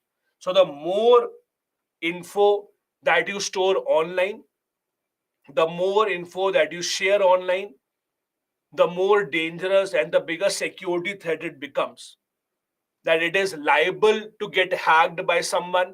Someone can get into it, someone can misuse that information, and that still has not been resolved. Similar is the case issue with privacy, how your data is used or misused. You all know the recent issue of the COVID data hack, the COVID app that gets all the data, got all our data due to we booking an appointment. Its data got leaked on a Telegram channel. In some Telegram channel, people were sharing that data. Because right now, getting data of people is considered extremely lucrative, extremely important for the companies. These are issues that have still not been resolved. Because, see, the problem is hackers and all these people who want to harm the government systems, they always stay one step ahead of the government. And the government has to invest a lot of money to get that infrastructure set up. Government has done something. For example, we have something called CERT in. You might have heard of it. What does CERT stand for? What does CERT stand for? It is Computer Emergency Response Team. It is Computer Emergency Response Team. It works under Ministry of Electronics and Information Technology. This is the agency, that is a CERT in agency, is responsible for ensuring that if there is any cyber attack on government organization and even in the private sector, even in the corporates, etc., if there's a cyber threat, they are the first team to respond. They are the ones who take care of it. Not just this, they are the ones who suggest to the government and who suggest for private sector as well how to keep your information safe, how to make sure that you are not under the threat. All these are issues that are still related to e-governance and they have not been resolved so far. All these are issues that still remain at our hand. Some other challenges before we take a break. Other problem is e-governance in India is still largely about information dissemination. Dissemination means spreading. Again, the same problem of narrow vision. Rather than making some groundbreaking changes with the help of technology, Indian government is still using technology mostly to give information to the people, like the MyGov portal, Cowin, etc. It's mostly about information sharing rather than actually doing something out of the blue. I'll give you a simple example. Okay, I'll give you an example. So in India, if you have to make a driving license, ultimately you have to go to the RTO to give a driving license test. You have to drive a car or a bike, whichever license you're applying for, pass this test, and then you get the license. In many American states, what happens is you apply for a license, they have a software which is a driving simulator. You don't even have to come to the RTO. With that software, as a driving simulator, you can drive a virtual car sitting anywhere, and based on that report, you will or will not get the license. So, that again is an example of where and how technology can make a real difference. Online voting, as I said earlier, where technology can make a hell lot of a difference. So, we are not at that stage right now. We are still mostly using technology for information spreading, information sharing, etc. And we need to make a lot more emphatic and effective use of technology. Other problem, corruption check. We have been able to check on corruption, but it has been less as compared to what we had expected. We expected the corruption, etc., will come down, but even today, you have a situation where there are still a lot of government services where you'll have to go at the end of the day. There are still issues that are involved. We still do not have as much transparency because, see, it's an ongoing process. You can never have one day that you wake up in the morning and say, today India is corruption free. That is not how it works. It's an ongoing process. So the more services that are coming online, the more issues of corruption will come down, the more transparency will increase. It's a gradual process that will happen from here till every single day we move an inch forward. Last and the biggest issue, e-governance is seen as a panacea for all ills. Panacea means the solution, the remedy, the medicine. So what people believe is, just like 10 years ago, people thought Lokpal is a solution to all of India's problems. Bring Lokpal and everything will be fine. Similarly, today, many people believe e-governance is a solution to all government problems. Poverty, bring e-governance. Education problem, bring e-governance. Health issues, bring e-governance. That is not how it works. If the government doesn't invest enough money in infrastructure development, in education, in skill development, there is no use of e-governance. The same person who is educated will use internet to gain more knowledge. The same person who is uneducated will use that same internet for doing something entirely different rather than gaining knowledge. Both of them have access to the same internet, but two people will use the same internet in a very different manner, right? Because of their upbringing, because of their education, they are not the same. Similarly, with e-governance also, you cannot expect that this is the solution to each and every problem that we are facing. There are other issues that the government still has to solve. There are issues of not enough investment, not enough focus on education, etc. Those have still not been solved so far. Before we start here, let me quickly take up a few questions that have been asked and then we'll take a break. Uh, a question from Nikhil. Nikhil is saying, what is the way forward for reducing discretionary powers? Nikhil, more the use of technology is, the better it becomes. Discretionary power is when someone themselves decide whether something will happen or not. The more you let a machine decide something, the better it is. The more that you have proper processes, that this is a process to be followed. If it is fulfilled, then yes, otherwise, no. That always brings out the corruption, the discretion part, that removes the discretion part.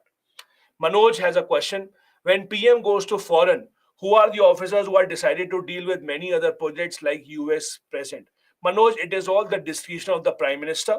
The Prime Minister handpicks the officer, the Prime Minister handpicks who does he want to take, who does he not want to take. Usually, when a prime minister to prime minister or a prime minister to president meeting happens, before that, there are a lot of meetings that have already happened in the background.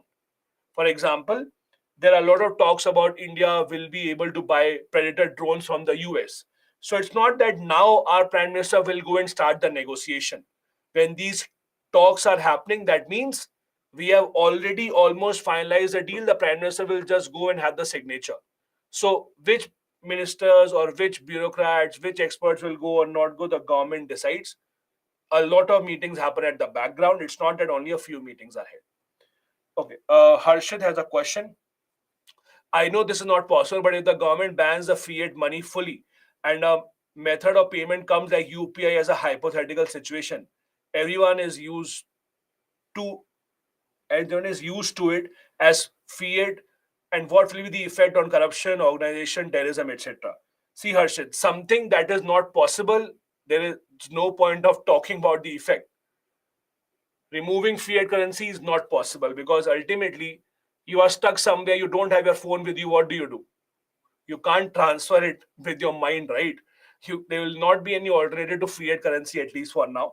So when something can't happen, there's no point of thinking of its consequences. Anu is saying, please repeat consensus oriented. Anu, consensus oriented means rather than just using their majority every single time to pass a law, government should try to take efforts to take information or bring the opposition also to their side, ask for their point of view, and then decide. Lakshmi Singh, please repeat Matsya Nyaya. Lakshmi, Matsya Nyaya means rule of the sea. Larger fish will always eat the smaller fish. No protection to anyone. No law and order. That is called Matsya Nyaya. There is no law and order. Payal is saying, what is the way to wipe out cyber threat? Payal, the only way is to invest more in technology, invest more in skill development, ensuring that we have more skilled people on our side than the hackers. That is the only way that you can treat with cyber threat. Hemant Singh, do India have any target for achieving 100% e-governance? Hemant, there's nothing called 100% e-governance. It's all a continuous process. There's no target as such. Abhinav was saying, can e-governance lead to job cut? Not really. There are many people who say more technology means lesser jobs, but that is not true. If you said more technology means better jobs, that means everyone should run a bullock cart. Why do we make cars? So with improving technology, you have to change your skill set. It's not that it will lead to end of job. It's just making the lives of the people better. Then I have a question. Meshak is saying sometimes even government websites written this website is not secure. Do you want to continue or skip? What shall we do in that case? Meshak, then I would say skip. Don't continue. That is what my suggestion is. Uh, then I have a question from Yashwant. What is the problem of proper work development? As I said, Yashwant, an example of BharatNet, government scheme, government initiatives for building infrastructure is delayed. Government investment in that project is being delayed. Then, what is the role of AI in governance? Talha is asking. See, AI as a technology is still emerging. AI can be used to make lives of the people better. It depends on how in different government schemes the government wants to use it. It can be used in many cases, healthcare sector, etc., trying to treat people's diseases, even when the doctors are absent, doctors are not present. It can be used in many cases. Anu is saying court proceedings take too much time to solve a case, then instant justice should be right. Why is it wrong? Because Anu, there is a difference between a person who is, let's say, charged with an offense and a person who is a convict. So basically, if you keep killing people without proving that they have done the right thing, tomorrow someone can kill someone that you know on the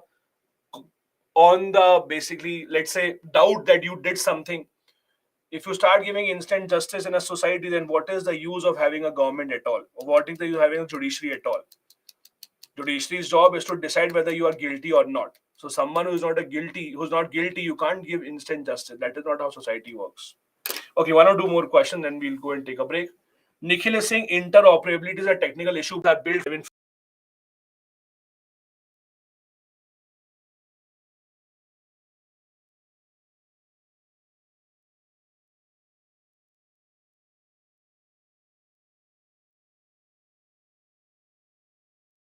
such a way so that it can be reused time and time again with some changes in other forms. So you make the basic stuff and then you want to use the same kind of a code at other places also to replicate that, reuse that. That also requires a lot of skills. That also is a big problem, that skill has to be acquired. Vivek, okay, again, the ministers say this time and time again, something called Digital India. We talk about Digital India quite a lot, time and time again, that there should be Digital India, this and that. Now, what do you mean by Digital India? Digital India basically has 9 different pillars. All these together make up what we call today as Digital India. Let's see these one by one. First is broadband highways. What broadband highways means is to have nationwide broadband connectivity. It means nationwide broadband connectivity every single place, be it rural areas, urban areas, everywhere you go, there should be proper 100% broadband connectivity. Now, we are not living in that era where this has been made possible so far. Yes, in rural areas, you will see the internet connectivity is still an issue. The problem is even in the cities. For example, I can give you examples of two big cities where I have lived for a long time. I can tell you in Delhi, proper Delhi, I can tell you areas where you will not find any internet signal in your phone. In Bangalore, I can tell you proper areas within the city where you will not find any internet connection, no internet signal. So again, we are far away from that point where we want to have 100% connectivity, but that is the idea of broadband highways. Then, public internet access program. In most public places, ideally, you should have free internet connection if someone requires it. Now, this is being done. For example, you go to Connaught Place in Delhi, you get free internet connection for about 30 minutes or so. Most railway stations in India, in collaboration with Google, for example, provide free internet connection for 30 minutes or so. So that is an example of public internet access program. Public internet access is a sign of developed countries around the world. In most of developed countries, you go to public places, you can use Wi-Fi free of cost. In India also, we are moving towards that. Information for everyone. Information in the form of RTI, information from the government in the form of the government portals that we have. We are moving in that direction. For example, a lot of government portals give you information that you want. Bills can be paid online, the Lokpal portal, the RTI portal, all these are examples of this. Then we have the early harvest program. Now, early harvest program has a lot of different components. For example, one component is using technology from the childhood itself, from the grassroots level. For example, the government is planning to convert a lot of books of children in government schools into e-books. That is an example of early harvest program. So from the very bottom layer onwards, try and bring technology. And this is not just about the children, it is about at the grassroots level. For example, in a lot of government offices, now we have digital attendance. The attendance, remember earlier, in today also in many government departments, people used to go in, sign on the register that I am here, and then they used to go out and the attendance was done. Now, what is the case? In most of departments, you have that biometric attendance. You have to put your fingerprint or thumbnail or whatever you want so that your exact time is recorded when you're entering, when you're coming out. So, digital attendance, not just this, government employees, for example, earlier they had a very hard time in applying for leaves, applying for any application. Now it has become much easier for the government employees to do that. So all that is a part of early harvest program. Early harvest program is a set of government initiatives taken at the grassroots level, from the government colleges to the government schools, etc. Then another part of Digital India mission is universal access to phones. All of you understand the meaning? Everyone in the entire population should have access to phones, not just phones, but ideally smartphones, so that you can use the government apps, the government services are available for everyone. Then IT for jobs. The government has realized the fact that India has a great potential and strength in exporting the IT talent to even the most developed countries in the world. Thousands and thousands of engineers from Indian IT system go abroad. Look at the companies that are run by Indians right on the technical field. Look at Google, look at Microsoft. It indicates that a lot of IT talent is born in India. So government is focusing more on that. The government has planned that in the next 5 years, 1 crore youth from the rural India would be trained in these IT skills so that they are much more ready for jobs. That is again an example of what government is doing, creating more people who are eligible for these jobs, not just in India, but so that they can go abroad as well.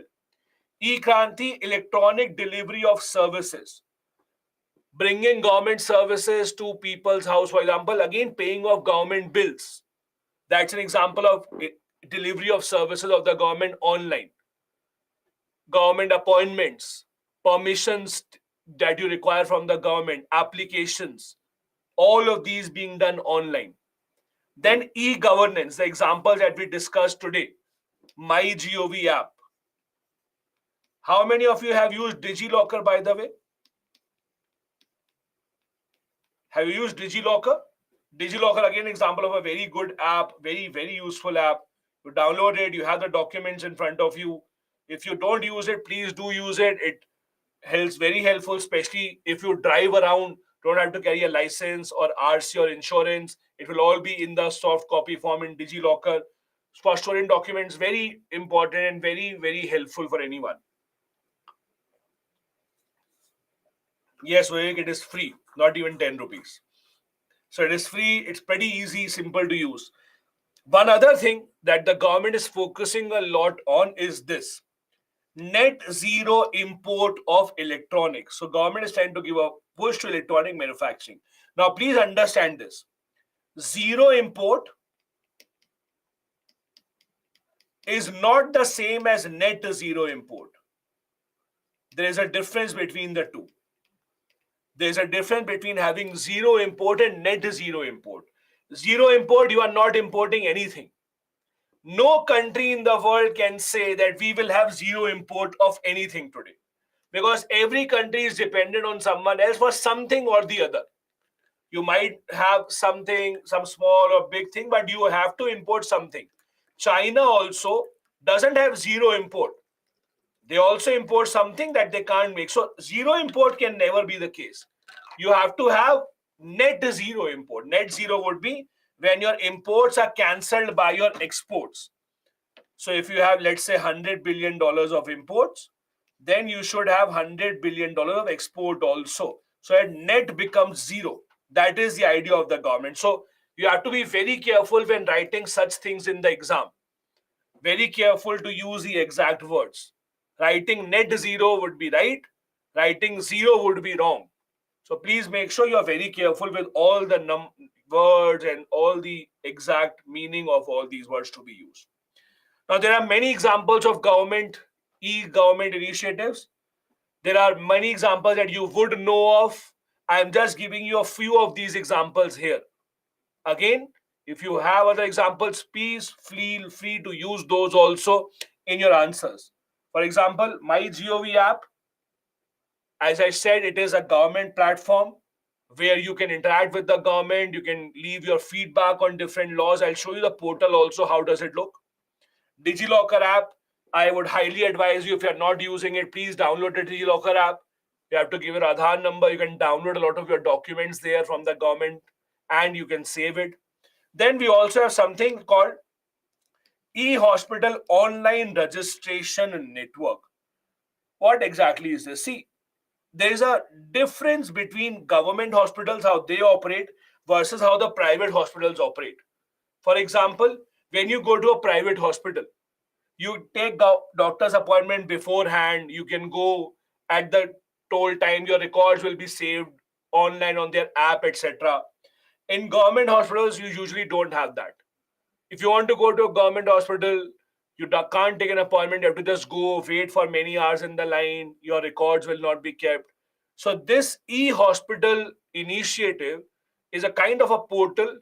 Number one, you can take appointments, etc. And your medical records will be stored there on that portal, so that if you visit a new doctor, every time the doctor asks you, show me the old reports, right? And you have to see where have you kept the old reports. You take it all from your file, you take it all from the Almira. So on this portal, your old medical records will be stored automatically, so that when you visit someone else, wherever you are, you can access that data, you can access all your reports. That is again a government initiative. Then we have Jeevan Praman. Have you heard of this? Jeevan Praman, what exactly is that? Any idea what is Jeevan Praman? Okay. Anyone whose parents are or were government servants? Anyone whose parents are or were government servants, you would know this. You should know this. So basically, what happens if you are a government servant and you retire, after retirement, you get pension from the government. But how does a government know that you are still alive? Because you might be dead and the government does not want to continue giving you pension. So what happens is, if you are a pensioner, you have to give the proof that you are still alive. Annually, you have to give a proof that, see, I'm still alive. And there, a lot of corruption happens. You go to a government office, they'll say, no, this is not you. Your photo is very different. Now, this is not you. We'll stop your pension. Or, and I'm telling you, this happens in real. What happens is, someone by your name may have died in your city. So government will say, oh, now you are dead. See, this is the news. You are dead. Your name is here. We will not give you pension now. So that becomes a big problem.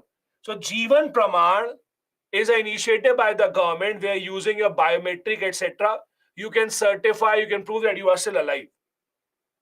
So that this hassle, this corruption does not happen, that officials don't believe that you are alive, that you are someone else, to prove your identity, so that the pension will still continue. Otherwise, if you can't prove it, the pension will not continue. So that again is an example. Again, these are just a few examples of government initiatives. I know you know many other initiatives. Please feel free to use whatever examples of government initiatives you have in the answers whenever you see a question like this. This is how the MyGov portal looks like. The MyGov also has an app. This is the website. You can visit the website or the app, whichever you want. But my suggestion would be to visit it at least once. You have a lot of options here. You can write blogs, take part in poll or surveys. You also have basically discussions, panels, or different groups. Government organizes quiz competitions also. You can listen to Man Ki Baat. You can have different types of quizzes as well here. The government keeps on organizing different competitions. All these are different things that are organized here. Do try and take some time out, spend a few minutes in this. See how does it work, etc. Now, I wanted to give you example of a very interesting country, not to compare it with India as such, because the scale of that country is very small. Not to compare with India, but just an example of how some countries have done really well when it comes to e-governance. Estonia, it's a very small country in Europe, Eastern Europe side. Estonia is widely regarded as the world's first 100% digital country. It is said that it's a country where you can take birth and die without coming out of your house your entire life, and you will still get all the government services. That is how it works. So it's a pretty small scale country, but what they have done is they have given example to the world of how can we use this. So just like we have an Aadhaar card system, so that the government can identify each and every individual, Estonia also have an ID card for everyone. Based on that, there is a different ID for everyone. 99% of the government services in Estonia are online. You don't have to go out. 95% dash declarations happen online. 99% of banking is done online. Entire country is covered with broadband connection. 98% companies are established online. Now, again, I am not saying that if Estonia can do this, we should also have it. No, because the scale is very different. We are not of the same scale anyway. Their population is much, much lesser than India. But this is an example to show how many countries around the world have embraced this new technology, new IT services, and they have been able to make the lives of their people much better. And Estonia is a prime example of what can happen in such cases. Estonia, on the other hand, has also had issues with certain cyber threats because, see, the more that you go towards technology, the more problematic it becomes for you, and the more challenging it also becomes for you to handle the security threat. There was a time that Estonia had this issue of some cyber threat, but they were able to successfully ensure that cyber threat does not really become a problem for most of the people. But again, Estonia is a thriving example of how nations can adopt a lot of new things if they really want. Estonia, for example, also allows online voting. Now, there are different views people have on online voting. Some people don't trust it, some people trust it. Some countries in small scale have tried to use this system of online voting. Some people don't trust it.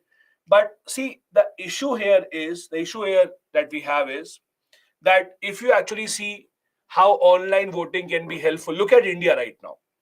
On an average, if you look at how many people vote in India, on an average, our voting percentage usually remains between 65 and 70%. Usually. On good days, it might go slightly higher. Bad election days, it might go slightly lower, but it is usually this range. Now, you have to understand it might look like a large number. 65, 70% might look like a large number, but you have to understand 65% means out of three people, one person is not voting. Out of 30 people, 10 people are not voting. Out of 100 people, 35 people are not voting. So it's a large number of people who are still not voting. There are various reasons for that. Someone may not vote saying, oh, it's a waste of time. I don't want to spend 1 hour in the line. I can't do that. Some people might say, oh, this is too far from my house. Some people might say, I am busy. Some people might say, I'm not in the city traveling. I am ill, whatever. There are a lot of different things that you can actually come up with. However, online voting at least has the potential to solve most of these things. Again, I'm not saying that it will be without its challenges, but again, at least this is a solution worth considering. Many countries are doing this. If you look at USA, for example, USA has a different system because when their voting happens, every state in the US has a different type of a system of voting. Even when US has national elections, every state is free to conduct the voting in the manner that they want. So some states in the US have a paper ballot voting. Some states in US have that EVM kind of a thing. Some states even allow the online voting thing. So it has been experimented in some countries. India might come to that stage, but at least for now we are not. But the end goal of using technology, making the lives of the people better, should be with using these kind of technology. So Estonia is one of those countries, pretty small scale country that is doing that. Okay, there are a couple of questions I'll take up first before I go ahead quickly. Ayushi is saying, please explain early harvest point in more comprehensive way. So Ayushi, early harvest program basically means using technology at the very basic level. And there are a lot of government examples or government initiatives that are a part of this. For example, in the schools, e-books are being distributed instead of books, digital classrooms, so that if there are schools in the villages which don't have teachers, they can learn online. In the government offices, there is biometric attendance now that is happening. People can apply for leaves with an online portal. That is how government is trying to have e-technology or technology at the basic grassroots level. That is the e-harvest program. So Deepta is saying, please explain the 4 point here. The fourth point here is this: 2% of GDP is saved with digital signatures. So you have digital signatures wherein a lot of documents for the government, you don't have, either you go out in front of the government, you sign, get it attested. In Estonia, many other countries, we have digital signatures. With digital signatures, you save a lot of money.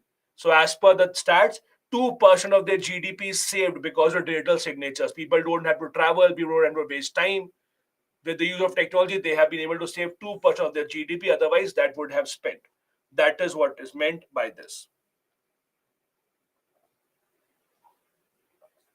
Now, again, I am not saying that whatever we studied or whatever we saw with Estonia can be automatically used and can automatically be implemented in a country of India's scale. But then again, that's a very gradual process. From using digital technology that we are doing to being a country that is totally digital that Estonia has done, it's a long, long, long way ahead. It's a gradual process that requires a lot of things. It requires much heavier investment.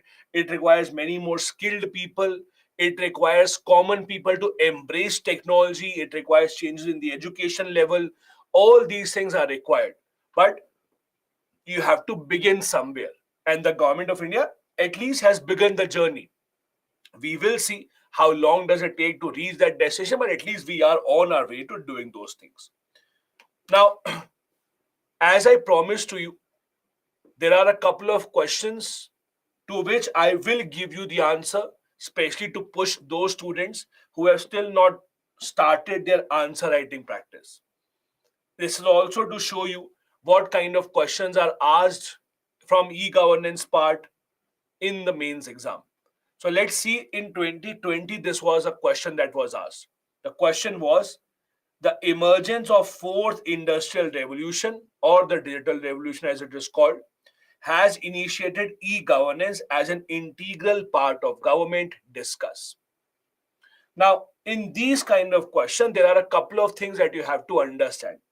First, when the question is formed like this, they are not asking you to write the negative point. They're only asking you to write examples of how e-governance has become a part of government. So in these kind of questions, basically you are expected to give examples of e-governance so that you can prove that yes, it has become an integral part of running a government, that the government is being run with the use of technology, with the use of e-governance. The other thing that you have to understand in these kind of questions is focus on the word limit for a bit. See, the word limit is 150 words. Now, in 150 word answer, it is difficult to give both positives and negatives of the story. In 150 words, it's difficult to have enough word limit to actually focus on both. So in 150 words, usually what do we do? In the main body, we write about positive examples. In the concluding part, maybe give one or two very short points about the negatives. That in the, for example, in the main body, you can write about, yes, the fact that e-governance has become an integral part of the government can be proven or can be understood with the help of the following examples. So you give 3, 4, 5 examples, whatever. In the conclusion part, you can say, while e-governance is an integral part of the government, it still suffers from some of the challenges, including, and you write about challenges, whatever we have discussed. So it depends on the word limit. If, on the other hand, if the same question would have had a 250 word limit, let's assume, same question, just the word limit would have been 250, then I would have suggested in the main body itself, write 5, 6 points about positives, 3, 4 points about negatives, and then conclude with a balanced answer that we have to go forward, but also resolve the threats and solve challenges, etc. So the structure of your answer depends a lot on the word limit also. If the word limit is shorter, you have to be concise, focus on one side more, and maybe in conclusion give 1 or 2 points about the other side. But if the word limit is longer, you can afford to give both sides of the story. So over here, I am going to give you a longer answer so that if you want, you can do it, convert it into a shorter answer as well, or you can use that also. Depends entirely upon you. Okay, so let's see. In the intro part, I'm giving you three options. In the intro part, I'm giving you three options. 1, 2, 3. You can use any of these. What have I done in the intro? In the intro part, I have focused on fourth revolution definition. So basically, I've tried to define fourth revolution. Now, let's go back to question in 1 second. Look at this question once again. There are two keywords in this question. One keyword is fourth industrial revolution or digital revolution. This is the one keyword, fourth industrial revolution. This is the one keyword. Second keyword is e-governance, right? These are the two keywords. Now, it depends on where you want to start your question from. It depends whether you want to give a definition of fourth industrial revolution or e-governance. Now, what I have done in this answer, look at this very carefully. What I have done in this answer is I have started the intro with the fourth industrial revolution. Why is that the case? Because I know in the main body that will come up after the intro, I will talk about e-governance straight away. So if in the intro also I write e-governance only, and in the main body again I write e-governance only, then I am skipping this entire fourth revolution part, right? The examiner should not feel that you skipped this and did not even mention this. When the examiner is checking your copy, he or she should not feel that you skipped this part entirely. You straight away went on to e-governance and you talked about that. So if my main body is about e-governance, in the intro part, rather than repeating e-governance, I thought, okay, I will start with fourth industrial revolution here so that both of these things can be addressed. These are the things about answer writing that you will learn with time. I am not expecting you to know all these things from the very first day onwards. This is why answer writing practice is important. The more you write, the more you read your own answers, you will be able to learn better. When you write an answer, try and see if you are happy with your answer or not. So make sure that you address all parts. In the fourth industrial revolution, I have chosen to give it as the introduction so that in the main body, I can go ahead and start my introduction, my points about the e-governance part. Now, these are the three different definitions I have given. You can choose any one of these. It depends entirely upon you. Or if you want, you can come up with a new definition of fourth revolution. That is also fine. Depends entirely upon you. But try and see first the definition of the fourth industrial revolution, one of these. Now, because it's a 150 word answer, I suggest your intro should not be more than one line. Since it's a 150 word answer, one line of intro is more than sufficient. If it would have been a, let's say, 250 word answer, even a 200 word answer, then you could have gone with, let's say, 2 lines of intro. But in no case, other than an essay, leave essay apart, in no situation the GS or intro should be more than 2 lines. Let's focus only on these. Now comes the main body part. Now in the main body, as I said, you have to tell about the advantages mainly of e-governance. I am giving you a lot of content here. You can pick and choose whichever one you want to include in the answer. How e-governance has become a part of government. It has improved access to services for common people. Better policies are being made. Faster resolution of complaints, brings in more transparency, all of these. If you have some other advantages, feel free to write those also. This is just a hint to you that you can write like this. Also, when you write this, try and explain in at least one line. In at least one line, try and explain what you want to say. What do you want to say when you say faster resolution of grievances? Try and at least write one line for each so that you can have 4 points or 5 points of the main body. Now, as I said, I am also giving you the problems or the issues with e-governance. All of these things we have already discussed. It's not that I'm discussing it for the first time. Whether you want to write all of these or a few of these depends upon the word limit. If the word limit is higher 250 words, feel free to use all of these. If you think the word limit is only 150 words, obviously you can't use all of these. Use a couple of these maximum in the concluding argument itself. So it really depends on the word limit. How much would you expand? How much would you not expand? How many words would you write? How many would you not write? It depends a lot on the word limit that is given. Try and explain at least in one line each. At least in one line each. What do you mean by this? These are some of the examples that you can quote within the answer. Again, examples can be from your side also. BharatNet, as we discussed, government initiative to connect all the villages of India to high-speed broadband. There is Meghraj also. Do you know what is Meghraj? Do you know what is Meghraj? Okay. Those who don't know what is Meghraj, basically, it is just like Google Drive, cloud storage. So, just like, no, not regarding weather, climate, farming, nothing like that. Meghraj is for Google Drive, like a Google Drive. So, it's online space where you can store your documents, store your data, and it's called Meghraj. Then DigiLocker, you all know. My Covin app, you all know. MyGov, you all know. What is MCA 21? This is a portal for corporates. So if you own a company, for example, this is a portal for the companies mainly. So they basically can file taxes here, apply for licenses, any problem that they have with the government.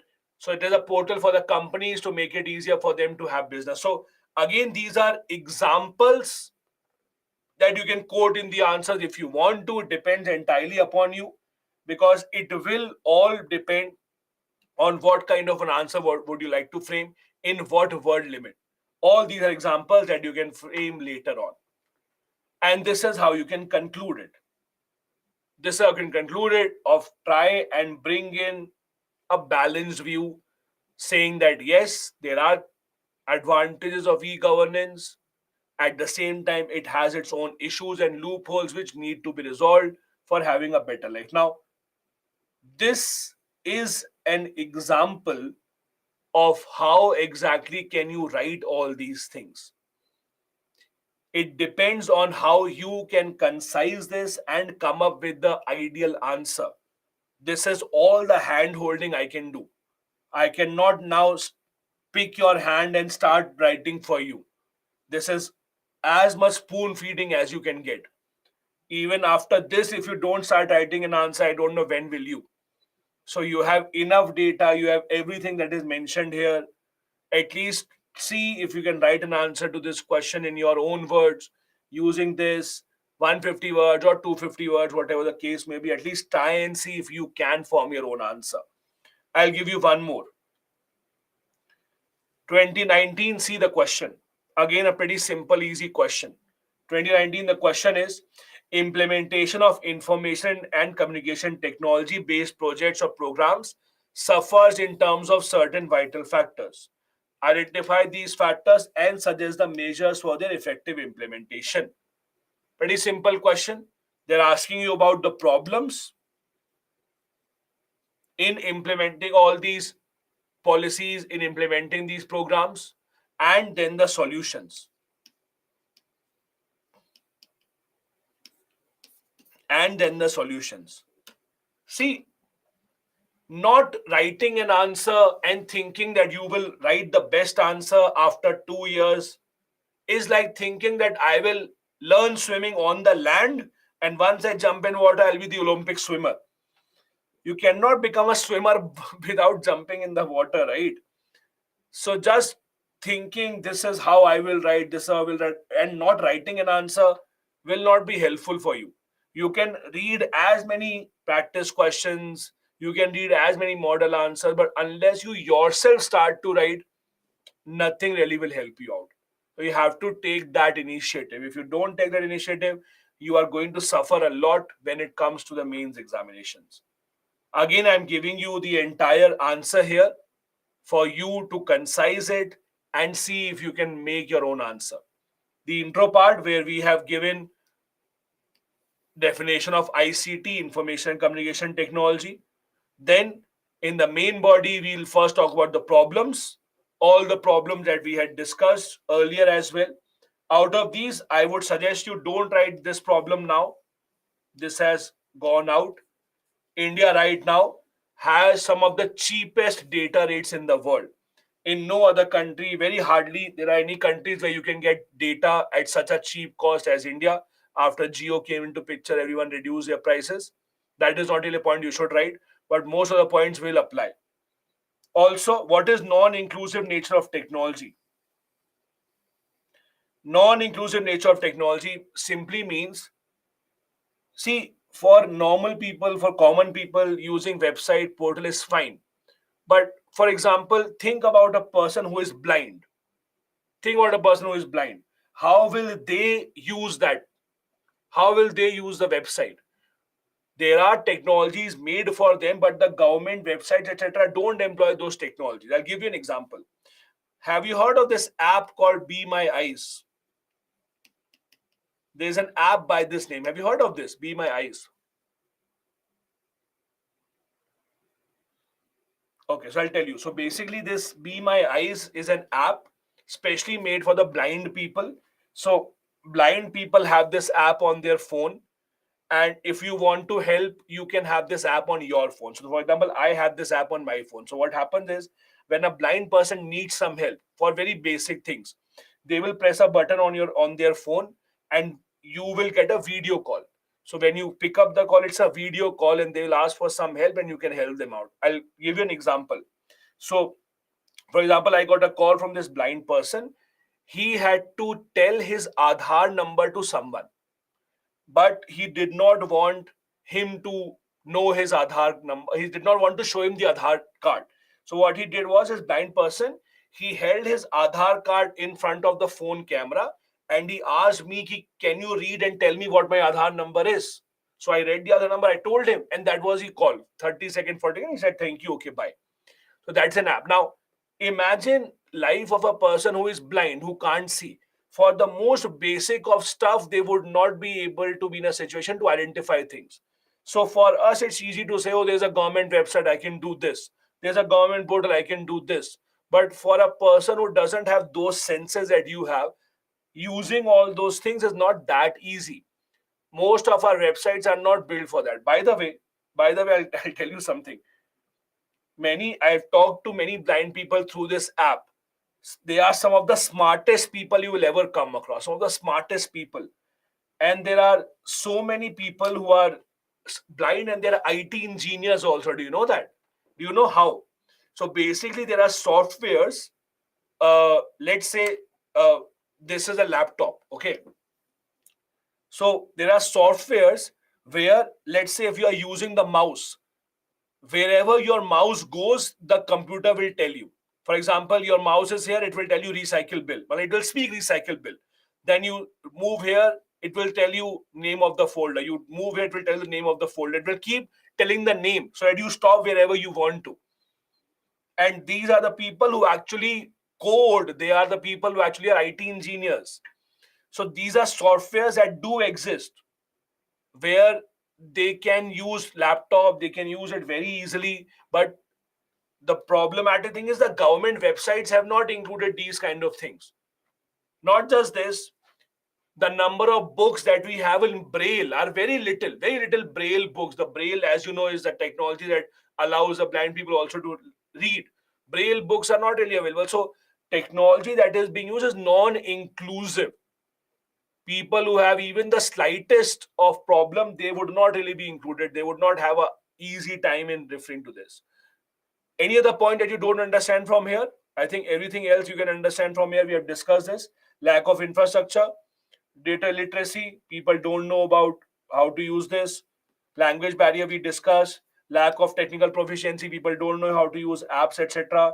Poor internet connectivity, geographical weather related problems. You go to hill stations, far off areas, you will not get internet connectivity. Bad weather, internet connection basically goes down.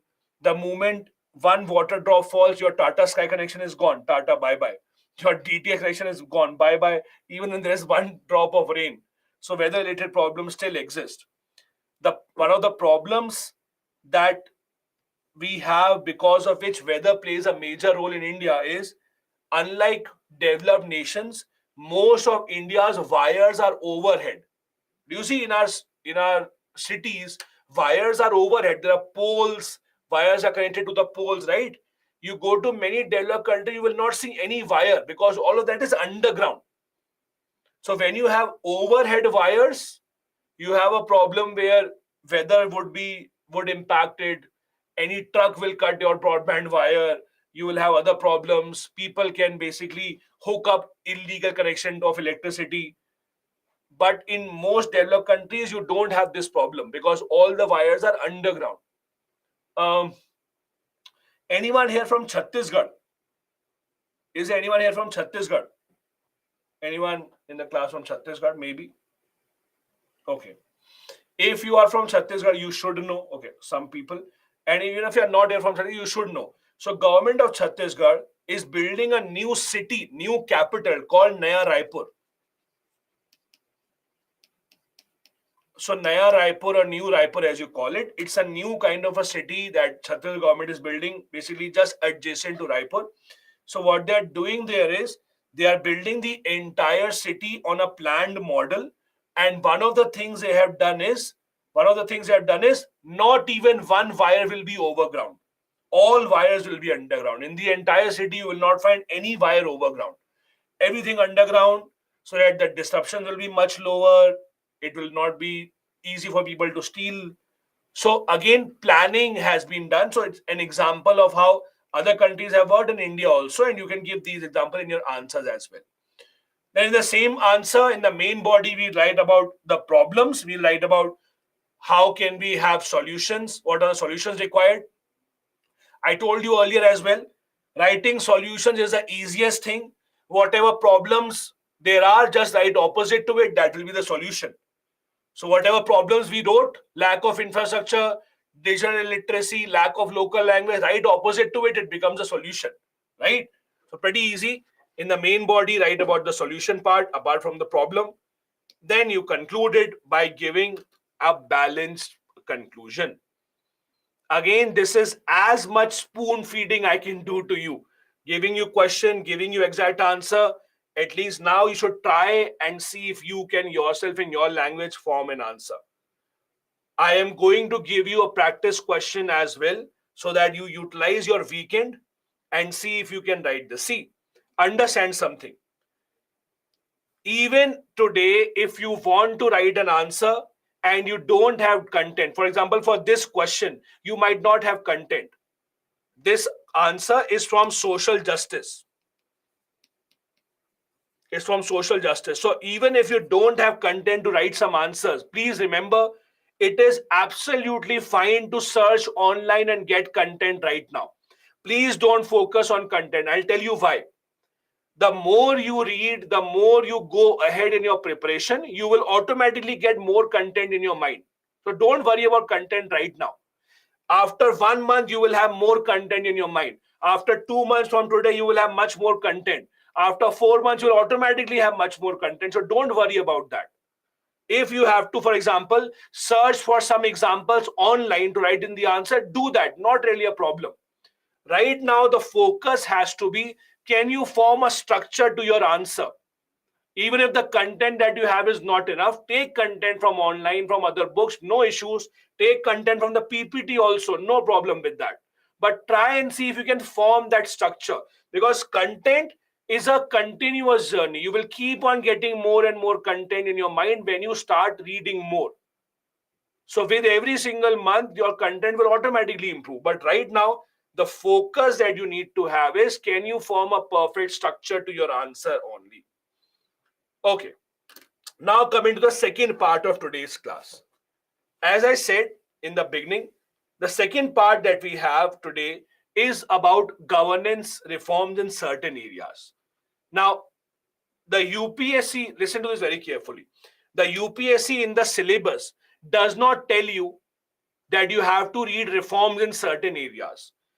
We ourselves have to decide what are the topics in the news these days and what are the reforms that we should read. So what I have done is I have picked up 3 topics that have remained in the news in the past few months, and we will be discussing from those topics what are the problems in those areas and what are the reforms that are suggested.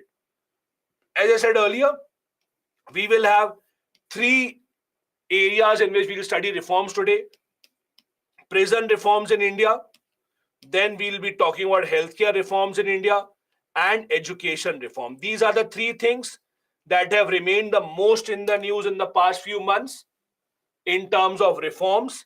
These have the highest probability of being asked, so we'll be discussing these. In short, again, problem solution, that is what we'll be discussing. I'll be giving a lot of data and examples also, which you can write in the answers. Let's start with the prison reforms in India. Now, India has a problem with the prison system, and there are a lot of issues that I'll come to in just a bit. But first, understand how the prison system has changed in India. At the time of the British especially, prisons were seen as places where you could take revenge. Earlier, it was more about revenge or retribution. That you did a wrong thing, now come in the prison, now we will do the same to you. Earlier, that was the idea of having a prison. To force the person, to punish the person, to harass the person, do every single thing to break down the person. Now, with time, the idea of a prison has changed. Now, the prison today are for reforms, not for retribution.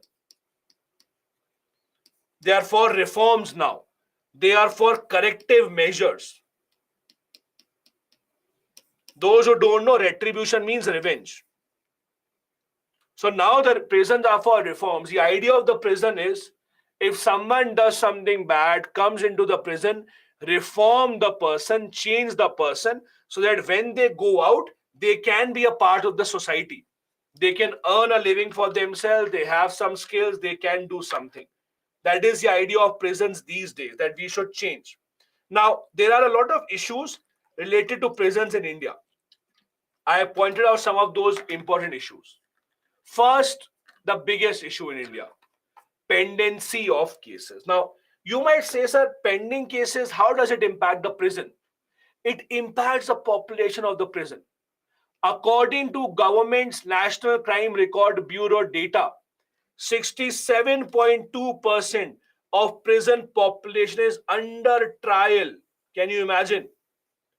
Out of every 100 people in the prison, 67 are those on whom the crime has not been proven so far. The case is just going on and on and on. We have 67% of under trial population, means people on whom the crime has not been proven so far. So they may or may not be guilty, but they are still in the prison. Because the case goes on at such a slow pace, that not many people are released when it comes to this. Now, you might say, sir, what about the bail? But you have to understand how our system works. It's good to see on the TV, on movies, but it's not that easy to get a bail. Especially when you go talk about the lower judiciary, district courts, etc. You can't afford a big lawyer for you. Getting a bail is not that easy in India.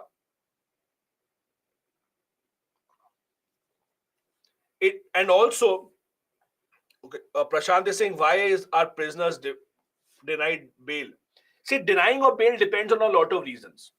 What crime has been imposed on you, what charge has been imposed on you, what are the evidences in the case, what is the opposition lawyer saying, is your lawyer good enough or not. For all these cases, it is very difficult to get a bail. We also have a lot of old obsolete laws that still continue. Obsolete means outdated. I've discussed time and time again, we have sedition law. We have the Official Secret Act, allowing the officials to actually use people or to actually punish people and put them into jail. We have inhuman behavior in the jails. See, as a society, and this is true with every society, I'm not blaming you or anyone else, but you would also know, as a society, you would not think a lot about people in the prison, right? If given a chance, how would the government spend its limited money? Would you say the government should spend money on the jail people or on the people who are outside the jail? They have to be spent, or you would say the government should spend money on people outside the jail, right? Because people don't give a lot of preference to people within the jail, although they also do have certain rights. Okay, I'll just address one thing that some people are saying to clarify something. Some people are saying Supreme Court has declared sedition law unconstitutional. No, that is not true. Supreme Court has not declared it unconstitutional so far. What has the Supreme Court done? Supreme Court has said that we are deciding the matter. Until we take the final decision, please don't file any more FIRs. So Supreme Court has suspended the application of the law for some time. They have not said that this is unconstitutional. Still not unconstitutional so far. So please be updated about that. Supreme Court has stopped the implementation so far until they take the final decision. Let's come back now. So again, we do not have many police people or police officers being punished for their bad behavior to the prisoners. We hardly see any police officer going to jail or being suspended because of the behavior that they display towards the prisoners. Other big problem is overcrowding. Just an example, in 2020, it was reported that in Tihar, the Tihar jail of Delhi, the famous jail that has a capacity of 7,000 people, it had 15,000 prisoners, more than double the prisoners than the total capacity. Now, what exactly is the issue here? Do you know, last year when we were observing our Constitution Day, so every year in November, we celebrate the Constitution Day. So what happened was, last year in Constitution Day 2022, Supreme Court was celebrating this. And in the Supreme Court event, the President of India was also invited. So President of India, Sri Draupadi Murmu, she made a speech. And the center point of her speech was this: overpopulated prisons. So she said in her speech that solution to overpopulation of prison is not to build more prisons, but it is to give bail to people who don't deserve to be within the jail. So even the President of India is talking about it. That is why it is a big issue. We also have inadequate staff. In 2020, for example, there was a report that in a Chennai prison, we only had one guard for 100 prisoners. How will the guard be able to control that high of a population? The issue of prisons is also in the news because recently the government of India has introduced something called the Model Prisons Act. Have you read about this? The government of India recently introduced the Model Prisons Act. Now, how and why? Please understand this. Prison is a state subject. So every state government is supposed to have their own law for prison. So why is it that the central government passed the act? First, central government passes an act for union territories. So it will be applicable to union territories because parliament can do that. For the states, it is a suggestion. For the states, it's a suggestion by the government that you should also have laws like this, that you should also have laws similar to this. That is the Model Prisons Act introduced by the government. It is trying to change the jail system in India and bring in more skills. Now, what are the reforms? I can share with you recommendations of a committee that the Supreme Court had appointed. Supreme Court appointed a Justice Amitav Roy committee that suggested how to solve overcrowding of prisons. What did they say? Speedy trial should be ensured. We should have at least one lawyer for every 30 prisoners. Why? So that the bail process, etc., can be better, they can be represented well. Fast track courts should also be set up. And the most interesting part is this: they suggested plea bargain should be promoted. Now, what exactly is plea bargain? What is plea bargain? Let's try and understand this. You would have watched this in American movies, American web series, etc., because it's very common there. Let's assume that you are arrested by the police, okay? And the police has charged you with a crime. The maximum punishment for the crime is 7 years. You say that, no, I have not committed the crime. The matter goes to jail. The police will tell you that see, if you go to jail, it will waste your time and money. You have to hire a lawyer. You have to spend time in jail. You will not get bail anyway. You will just waste your time. So police says to him, let's make a deal. Police will offer him that you accept you have committed the crime. In return, your punishment will not be 7 years, it will be only 3 years. So that you don't waste your time and money. This is called plea bargain. That you make a deal with the police that, okay, I accept I have committed the crime. Let's not waste the time of the police, court, and myself. Let me not waste money by hiring a lawyer. I am accepting it. Just give me lesser punishment. This is called a plea bargain. In India, it doesn't happen like that. In India, we don't have this system. I'll give you another example. Let's assume there are 5 people who committed a bank robbery. 5 people together robbed the bank. Police arrested one of them. 4 are still missing. Police will tell that one person that you come on our side. You tell us what did they do, where are they. In return, you will get a lesser punishment. They all will get maximum punishment. You will get a lesser punishment, or you will be free, whatever. That again is called plea bargaining. That is called plea bargaining. Again, in India, we do not have a law on plea bargaining. US has a law, UK has a law on plea bargaining, we do not. That was a suggestion given by Justice Amitav Roy that we should have this. But in India, we do not have this official law. Then there is a problem in the healthcare sector. Now, I'm very sure ever since, for example, coronavirus crisis started, the healthcare system has come at the top of the mind of everyone. Everyone also knows the problems in the healthcare system.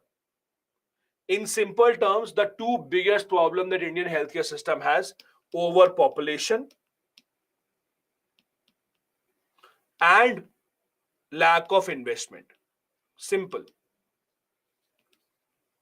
And these two are also related to each other.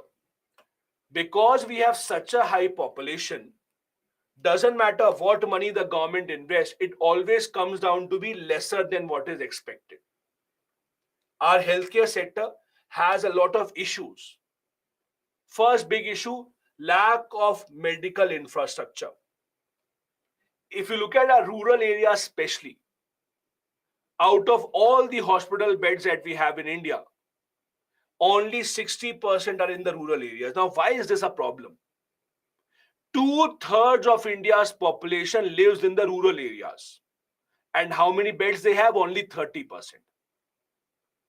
1/3 of Indian population lives in the urban areas and they have 70% beds. So there is a great mismatch. You live in a rural area, you fall ill, there's a much higher chance of you catching a more serious disease or even passing away because you do not get the required facility. There is lack of standardization of quality care, meaning that you at some places, some hospitals, some doctor, you might get a good care. But for the same disease, some other doctor, some other hospital might not be able to give you a good treatment. There is so much difference between the level and the skill of doctors and the facilities. Obviously, if you can pay more, it is better. If you can't pay more, that is bad. See, the problem in the entire healthcare system is all the problem of poor only. It's not never a problem for the rich. If you have money, then what is the problem? India has a bad healthcare, no issues. Go somewhere else to take healthcare. The problems that we are discussing are always for people who don't have enough money to afford. None of these would apply to people who have enough money. Like Hemant is saying, India is doing well in health tourism. Yes, India is doing very well in medical tourism. People come from all across the world to have treatment in India, but that is because they can pay, right? In India also, if you can pay, there's no problem of hospitals. Any disease you have, you can pay, you go. The problem is with those who can't pay. What about them? There's also a problem that many of us ignore. Problem of non-communicable diseases. See, our mind works in such a manner that when a disease spreads from one person to the other, we are more scared of that disease. COVID, TB, AIDS, these look like the worst diseases, right? We don't pay attention to diabetes, heart related diseases, cancer. Cancer, at least we still pay attention. But these diseases kill many, many, many more people in India every year than TB or AIDS. But just because these are not something that spread from one person to other, these are non-communicable, we don't really pay attention to that. That is also a big disease burden which we are not focusing on. The problem of inadequate mental health care. In India, even today, if people have a mental issue, they will not share it with anyone. It's a taboo even today to go and talk to a psychologist. You don't want to you don't want to accept that you are suffering from depression. If you tell your friends or your family, I am depressed, what will their reaction be? Oh, let's have a drink, you will be fine. Let's go and watch a movie, you will be fine.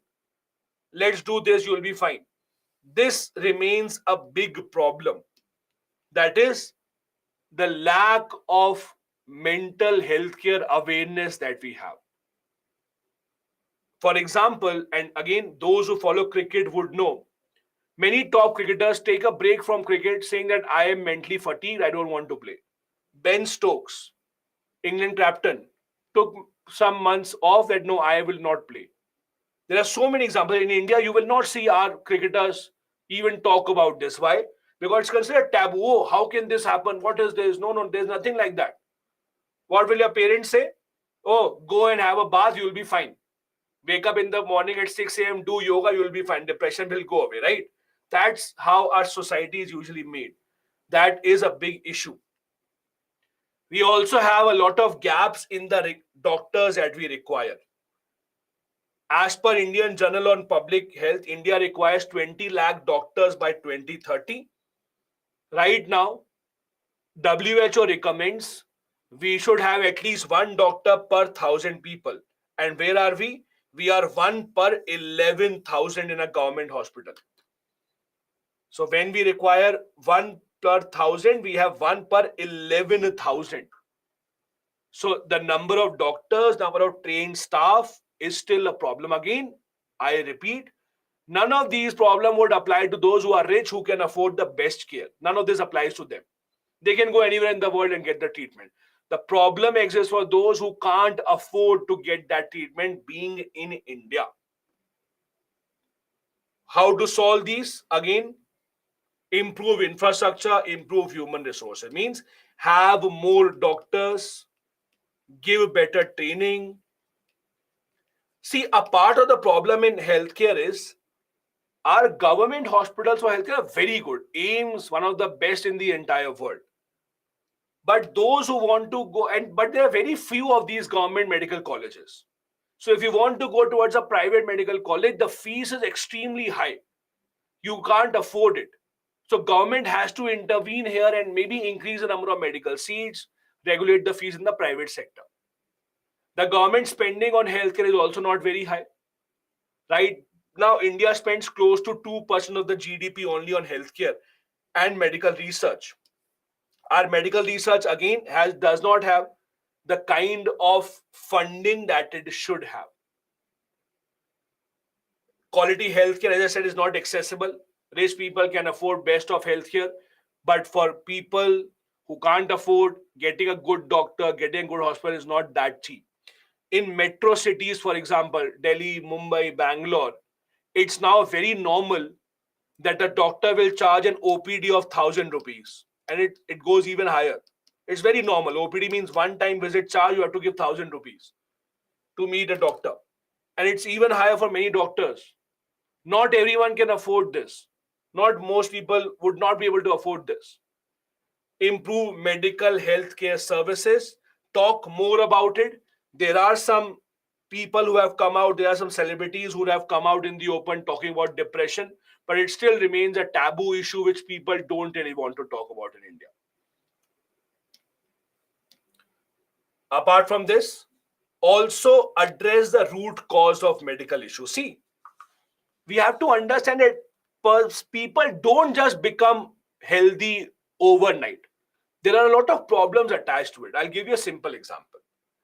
Do you know other people who are attached, or other people who are, let's say, okay, let's give me an example. Can you say that smart cities mission or the Manrega mission is also attached to health? Do you know that? It's also attached to health. How? Let's try and understand. Every year, lakhs and lakhs of people shift from small cities to larger cities for jobs. Every year, lakhs of people shift from villages to the cities to get jobs because they don't have enough jobs. Now, when you come to a larger city to get jobs, you can't afford the rent. Where will you stay? You stay in the slums. Slums are places which were never meant for living. Someone came and illegally built a house, it became a slum. So, because the government never planned that people would live in this area in a slum, there is no water connection in the slum, no drainage, no sewage system, nothing. So, life in a slum, though no sanitation facility, no hygiene, not even electricity connection most of the times, it becomes a hub of diseases. It becomes a proper hub of diseases. That becomes a big issue. So government, what is it doing? It's introducing Manrega, encouraging people to stay in the village to get jobs there. Smart city mission, building more cities with better infrastructure, better jobs, where people don't have to shift to bigger cities. All this is related to how the government can handle the issue of health. So all this is a part of the problem that government is trying to solve. Have better health governance means invest more in health experts, have better laws about health, have better health insurance schemes. Don't react after a pandemic. Be well prepared before the pandemic so that we can at least be prepared if we have a situation like this that arises again. In the end, allow tax incentives. Those organizations that are investing money in research and development, take lesser taxes from them. Put lesser taxes on essential medicines, essential life-saving medicines. They should not be taxed such highly. All these are suggestions that can be implemented to improve the healthcare situation in India. This is a practice question I would want all of you to try and answer over the weekend about the healthcare system, of how the healthcare system works, what are the problems, etc. The last part about education system, I will leave this for Monday. We'll continue from here for Monday. We still have 5 minutes to go. So rather than rushing into this to complete, I would rather spend the last 5 minutes to answer your questions. Okay. So from this, we'll continue on Monday. The last part, just 3-4 slides are remaining. Let me quickly take up a few questions.